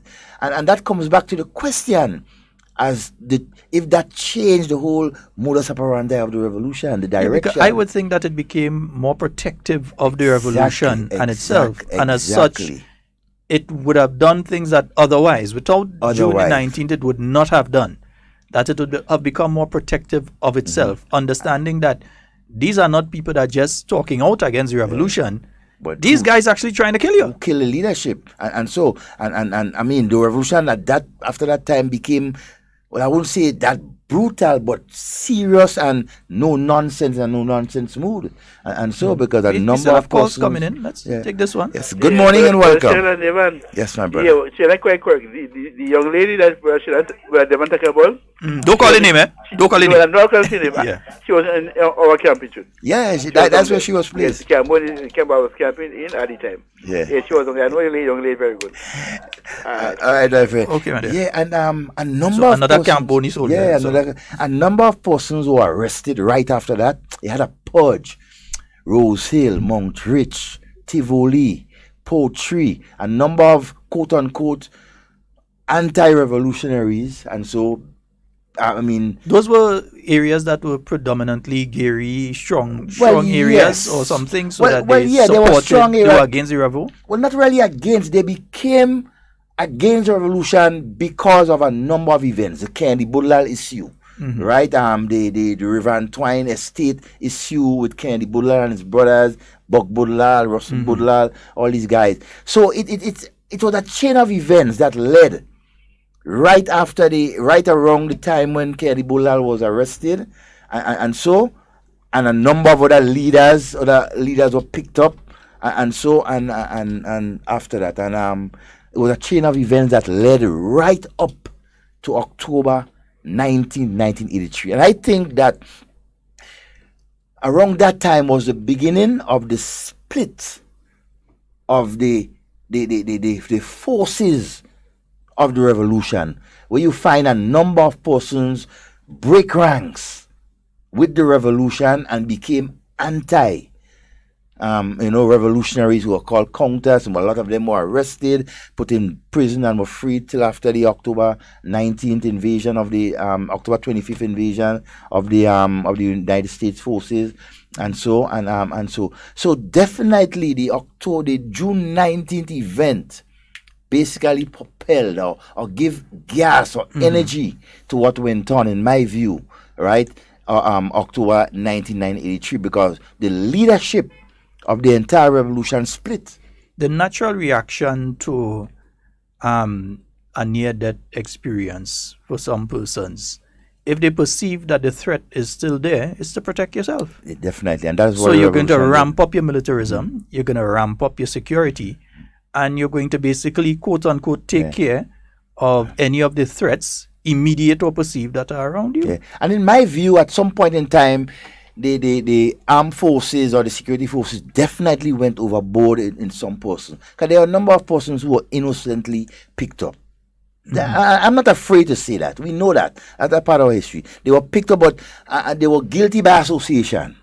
Put it that way. They may not have been in the act, but because they were friends to persons who were involved in that counter-revolutionary mode, and so they were picked up and detained or being watched, and so, right, and that sort of thing. So so that chain reaction after, just before the June 19th and right up to October 1983, and so you found that the leadership, the core of the revolution, basically split. You had the majority of the personal leadership stood together, and then you had a certain fraction who were basically arrested, who fled the country, and so persons who were involved, and so it was not, it was not really a good thing. That, in my view, signaled real trouble for the revolution, because a number of things happened, right? I mean, brutal murders took place. Folks, you can still call, huh? You can still call. I think 97.5 is, and we thank them so very much. They're still on with us. We know usually they have another program starting about now.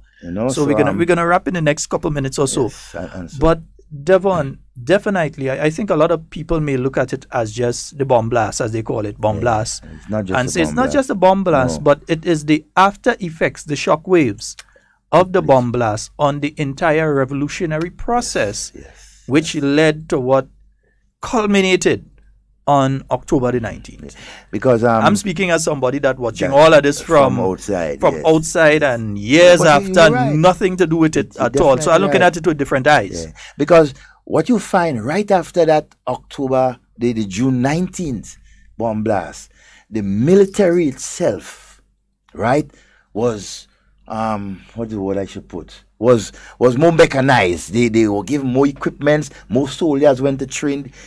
We were preparing, we were more equipped, better trained, and preparing for activities, related activities, because that would affect the revolution. It is not in Grenadians' nature to, try to blow up each other. That was not something that Grenadians were accustomed to, that a bomb could have been constructed in the first place. But in the second place, to be placed in a position to cause death and injury to others. It's a very un-Grenadian something. So therefore, you had to take very un-Grenadian measures to try and protect not only yourself, but the revolution and the population at the point in time. Exactly. Which is why we saw certain things happening. That's when they started to see BTR running in Grenada. Yes, well, the BTR and so came in like about 2 years ago. But the training in preparation to bring in these things took place right after June 19, 1980, leading up to 81. Because as most persons who are in Grenada will know, right after that June 19, a number of other things, a lot of persons died after that. There was one gentleman who had a bomb in his hand, a guy they call his Bataille. Yeah, and was attempting to place that bomb underneath a bridge. And he was a casualty of his own making, And so there was an incident again in St. Patrick's where the attack on the militia barracks, where militia was shot, and so by Doc and other guys. And then finally where Doc and Ayub and those guys, they were accused of basically shooting the Volkswagen vehicle in planes and the roundabout that killed the Stanislaus and Courtney guys. Right, 4 or 5 of them that were killed. I'm in hearing planes various stories about that particular one, and we're going to deal with that one we on will, a separate program. We will deal with that one. Yes, we will because deal with that one. I'm hearing several stories about that particular incident. It kind of varies. A lot of some people are, and I could say it. Some people are saying that it was set up by the soldiers to think it was a mistake and what. But there are persons who know exactly what went on, and I will definitely seek. I have not. That's one of the incidents that happened during the revolution. I have not basically go out to find or get the true and relevant information as to what went on. But a chain of events went after that, and rightly so. When a government will have almost lost, people who have lost its entire leadership to a single bomb, right? And so then measures had to be taken to secure its people, the government, everything. And so a number of things took place. You have also affected the psyche of the nation. Definitely. People wouldn't feel as comfortable coming out to large mass gatherings and so on again. And in fact, I think it took several years before Grenadians felt comfortable coming back out in large gatherings. Because not exactly. No, what I would say is that you had that in 1980, and then October 19th, you had that in 1983. And while Grenadians may have come out to the odd political meeting and that kind of thing, there's still some Grenadians that illustrate they ain't like crowding. They never go. There are persons. They will never go to another big gathering of people again. There are persons after June 19 never go back in a rally or even big gatherings. They may go now, right? Because of the fear of these things. So again, I must come back to your question. That in itself was a continuation of the demise, right? June 19th of the Grenada Revolution that led right up to October 19th, when you see the continued split within the leadership. The survivors. We have Jackie Bailey. Many persons may not know Jackie, but Jackie is a survivor. I don't consider her to be a victim. I consider her to be a survivor. Yeah. How many people saying Jackie was a victim? Jackie's not a victim. She's a survivor of that activity, and she's more than a survivor. Oh, she's a accredited videographer, video editor. She's worked with the Grenada Broadcasting Network for many years. Before it was GB and Jackie was there. Yeah, she was there. And she has been there a long time. She and very she accomplished and in her would have art. been, I mean, Man. She's very accomplished in her art. And she's a survivor. If you meet Jackie, that sunny disposition. And every time I meet her, she always making some kind of joke. She must get me to laugh. She's a fast survivor. Real dupes. Every time I see her, I remember that day when we had to place them, all of them, in those vehicles and get them away. And so it's times, you just bring that sort of sadness to you, because I mean, as a young person experiencing things like that and just being part of it, not an easy thing. Not much people could stomach it and remember these things. But hey. And the young were the first casualties. That's the thing. Yeah. We have a caller. Good morning and welcome. Good afternoon. Evening, brothers. Sheldon, you just touched on something that I've been trying to raise. You mentioned the 19 June, October incident. There's been a couple of other incidents in our history. It sounds like we are traumatized. How do you give therapy to a whole entire country of people that have been traumatized, that I'm pretty certain have not received any therapeutic treatment for those issues? How do we treat that? Because if you look around our society, one can argue that we're behaving from a traumatic standpoint in terms of a lot of the things we do and the decisions we make. So how do we get our people to be more confident, to be more assertive when it comes to things that are making decisions in their best interest? With the fact that we're so traumatized, how do you treat a whole country? Well, what I could say, it's events or events like these. What I'm doing here right now, talking about it, bringing out the facts about most of these incidents and getting people involved to come out and speak about it, right? That will help those who are wrong and were involved, and will give others a better sense of our history as to where we were and where we are right now. And I think we are in a very good place at this point in time politically and when it comes to our history, because I think around now you find a lot of persons appreciating, right, our history, especially the Gary era, the revolution and everything like that. So I think we just have to continue to be honest with each other, open with each other, and don't be afraid to say what we went through in Grenada. Well, see, that when you say don't be afraid, it's like a double-edged sword or almost a snake eating itself. That is the prescription, which is very much acceptable. At the same time, we know a person who is afraid most likely will not necessarily just choose to not be afraid. However, with what you just said in terms of having the discussion, being more open about it, those who have faced that fear and have conquered it, or those who are choosing to face that fear. And I think that's just one step, in the whole there's a lot process, of other steps. You know? But that step you just pointed out is a very major step, because again, one of the first things they tell you is if you're an addict, if you can't admit that you're addicted, you're in denial and you won't ever change. And we can say it's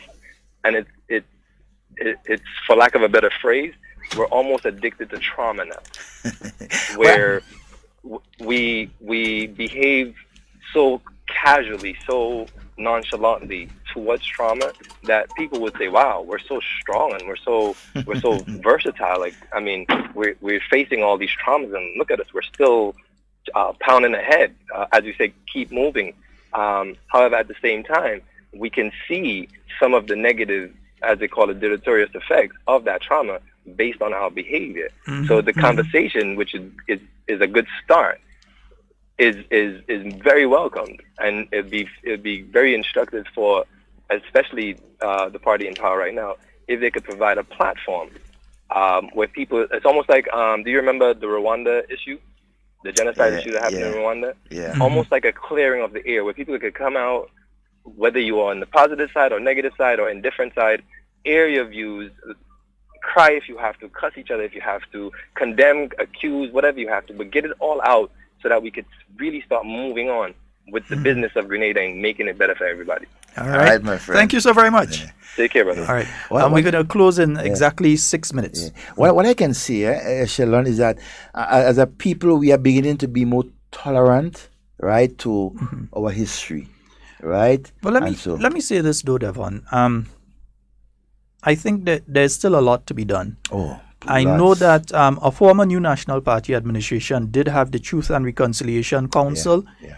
As a start. With the in the South African model of what was done by you could come and you could say what you would have done, and so you not have to worry about any sort of legal ramifications after. So on, you said what you would have done, you apologize, and so. But to give a true, clearer picture, but the vast majority of people who had information never participated in the process. No, a majority of them. Now you're hearing, because I realize that we're seeing different people are writing books, different people are doing articles, different people are speaking out and saying, well, on this date, this took place, so I was part of this process and so on. So you're seeing little bits and pieces coming out.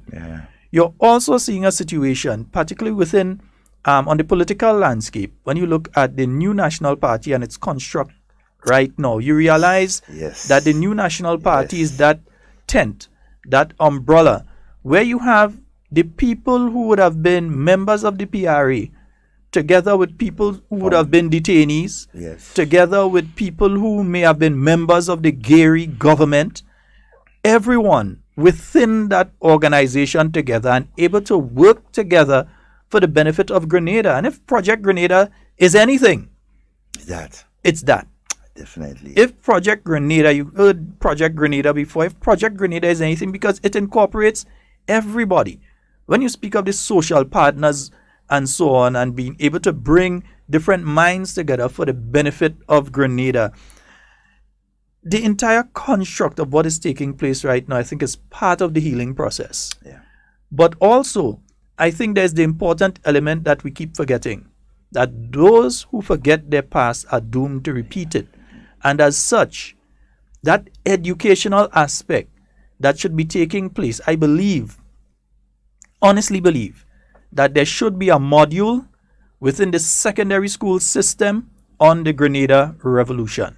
There should be a module there that every student going through, or even if you don't want, I believe it should be at the secondary school system, but even if you say you don't want it there, make it one of the elective areas, or maybe you have to do it or whatever, at the TAMCC.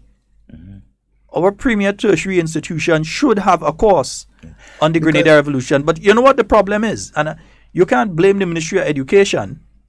You can't blame all the ministers of education and the ministries of education that have been put together since 1983. The problem here is, what is the true story? Because you would hear bomb blasts and you would hear 20 different stories of what took place.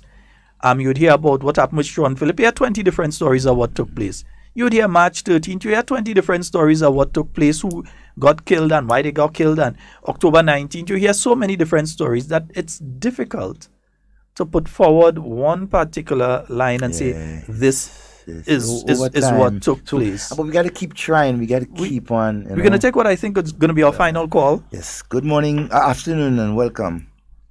Good afternoon. Afternoon. Good afternoon. Yes, my friend. Good afternoon. Good afternoon. Afternoon. The last caller that spoke, I think people should take what he's saying on board very seriously, because this problem, we cannot deal with it in bits. Yeah? And if I go back to the statement that Mr. Romain made after the bomb went off, as to what the general says, what he meant was get everyone, our leadership, out of harm's way. Yeah, do you understand that? Yes. Yeah, we understand. Go right ahead. Yeah. Okay, so let me get to the next point. Yeah, and and this is a very serious issue, and you cannot be today on radio as someone that was 13, 14 years old at the time saying that he was in a militia. Yes, because that has, I think, Sheldon, you need to explain the ramification of that. You know, no, the thing is, my brother, implies that during the revolution, child soldiers were employed. We did. And that is not something we should be saying. No, not that we can't not be saying it. It's the truth. That's what happened. Truth, and that's what we had to face. My brother, you had students in Anglican high child school. soldiers were employed. No, not child. Listen me. They militia. were militia.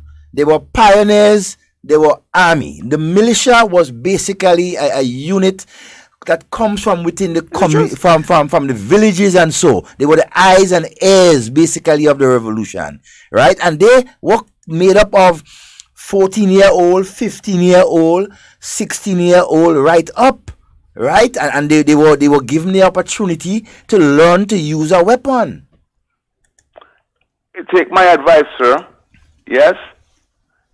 Take my advice. Yeah. I would rather you say you were the political commissar as a youth, rather than to say no. I can't lie. I can't be in front of my people and they knowing the truth and lie to them. I'll be a hypocrite. No, but it's the truth. There were militia. There were militia who were in their early teens. Yeah, and they were child soldiers. They were not child soldiers. Well, listen, if you wanna categorize them as child soldiers, it's okay. But that's the past. You fully understand what I'm saying, you know. But that's the past. That's not the present. So I mean, this is what happened. You telling me that I'm not fully understand. I'm telling you the reality, the truth of it. Whatever the ramifications is, it's our history. Right? It is our history, and we have to let the young people, especially of our country, know what went on during the time of the revolution. I cannot be a hypocrite. I was part and parcel of it, and I will say it as it is. Sorry if we disagree, but hey, that's just how it is. You know, right, my brother? Well, that understanding these things are part of the healing process, sir. Yeah, Definitely. Right, thank you so very much. Thank you very much, my brother. Yeah. All right. Because I remember that picture as well. In fact, I remember being a child in Trinidad, and that picture caused a lot of concerns. I remember my grandfather, who at the point in time would travel back and forth between Trinidad and Grenada during the late 1970s, early 1980s, speaking about seeing youngsters with weapons. There's that very famous picture. I don't have a copy of it now.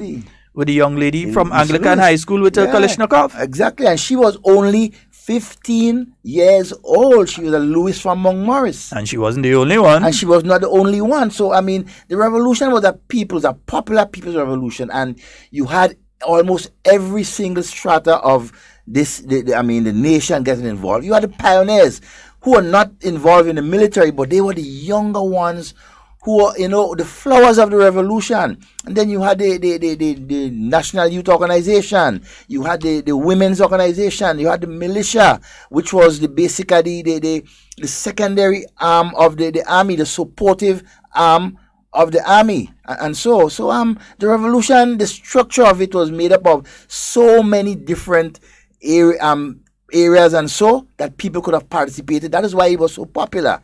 That is why persons up to this point in time could remember a lot of the good things that went on in the revolution and the bad things that went on. Some people may say it was a good thing to have young people involved. Some people may say it's a bad thing. But the fact is, we may not like it, we may not want to say it, but the fact is that it happened. You had children who were. Devon, I think we're out of time. And we're so sorry to have to end the discussion here, but we know that these stations have to go off to their various bits and pieces of programming. And we appreciate that. So, folks, we thank you so very much for being with us this morning. Into this afternoon.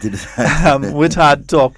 I'm sorry, boy. That discussion deserves a 2-hour program. I think we got to come back to a revolutionary discussion. Yeah, we can revisit it, one day again when we can have a more, upbeat and everything. Yeah, one of the messages on the box there. The other aunt who was in Anglican High in the militia, brother in GBSS who was in the militia, and so on. So yes, you did have. And if you understand the importance of the militia at this point in time, almost every single Grenadian, they were grannies, grandmothers, and grandfathers, 60s and 70-year-old that were partaking in it.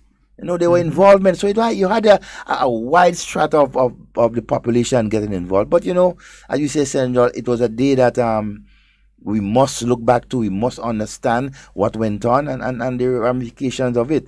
I am not prepared to sit down and hide no information. I will say it as it is, right? And so it is my duty, and I figure it's my duty to continue to educate the young ones, my children, those who do not understand, who are not there, but must appreciate the importance, right, of what went on during the revolution. So having said that, I thank everyone for being so patient and so on, listening and attentively. And hey, if you have any comments, any disagreements, and so you can forward it in another program, and I'll be glad to answer it or show some clarification on it. And so, all right, I can only try and do my best. And please do not fault me or hate me for trying to do my best or letting the Grenadian people know part of our history. All right, folks, that's all the time we have for Hard Talk. And whatever you say, whatever you do, do it safe and secure. I want to be speaking to and with you and not about you. Yes, indeed. Peace See you out. tomorrow, God's willing, with more Hard Talk. Thank you all very much, and especially thank you to the stations who remained with us for this period of time. My name is Sheldon Scott. I'm Devon Romain. And we are out of here.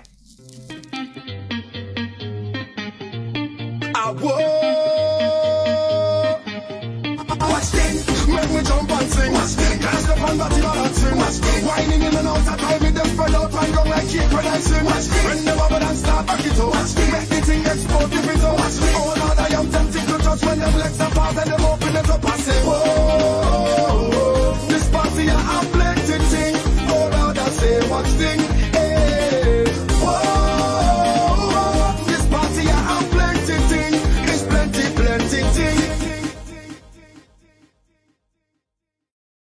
Stay up to date with all that's happening with the new National Party, NNP. Send us a message via text or WhatsApp on 405-8683 with your name, email, and constituency. Stay in the know with NNP. Get updated.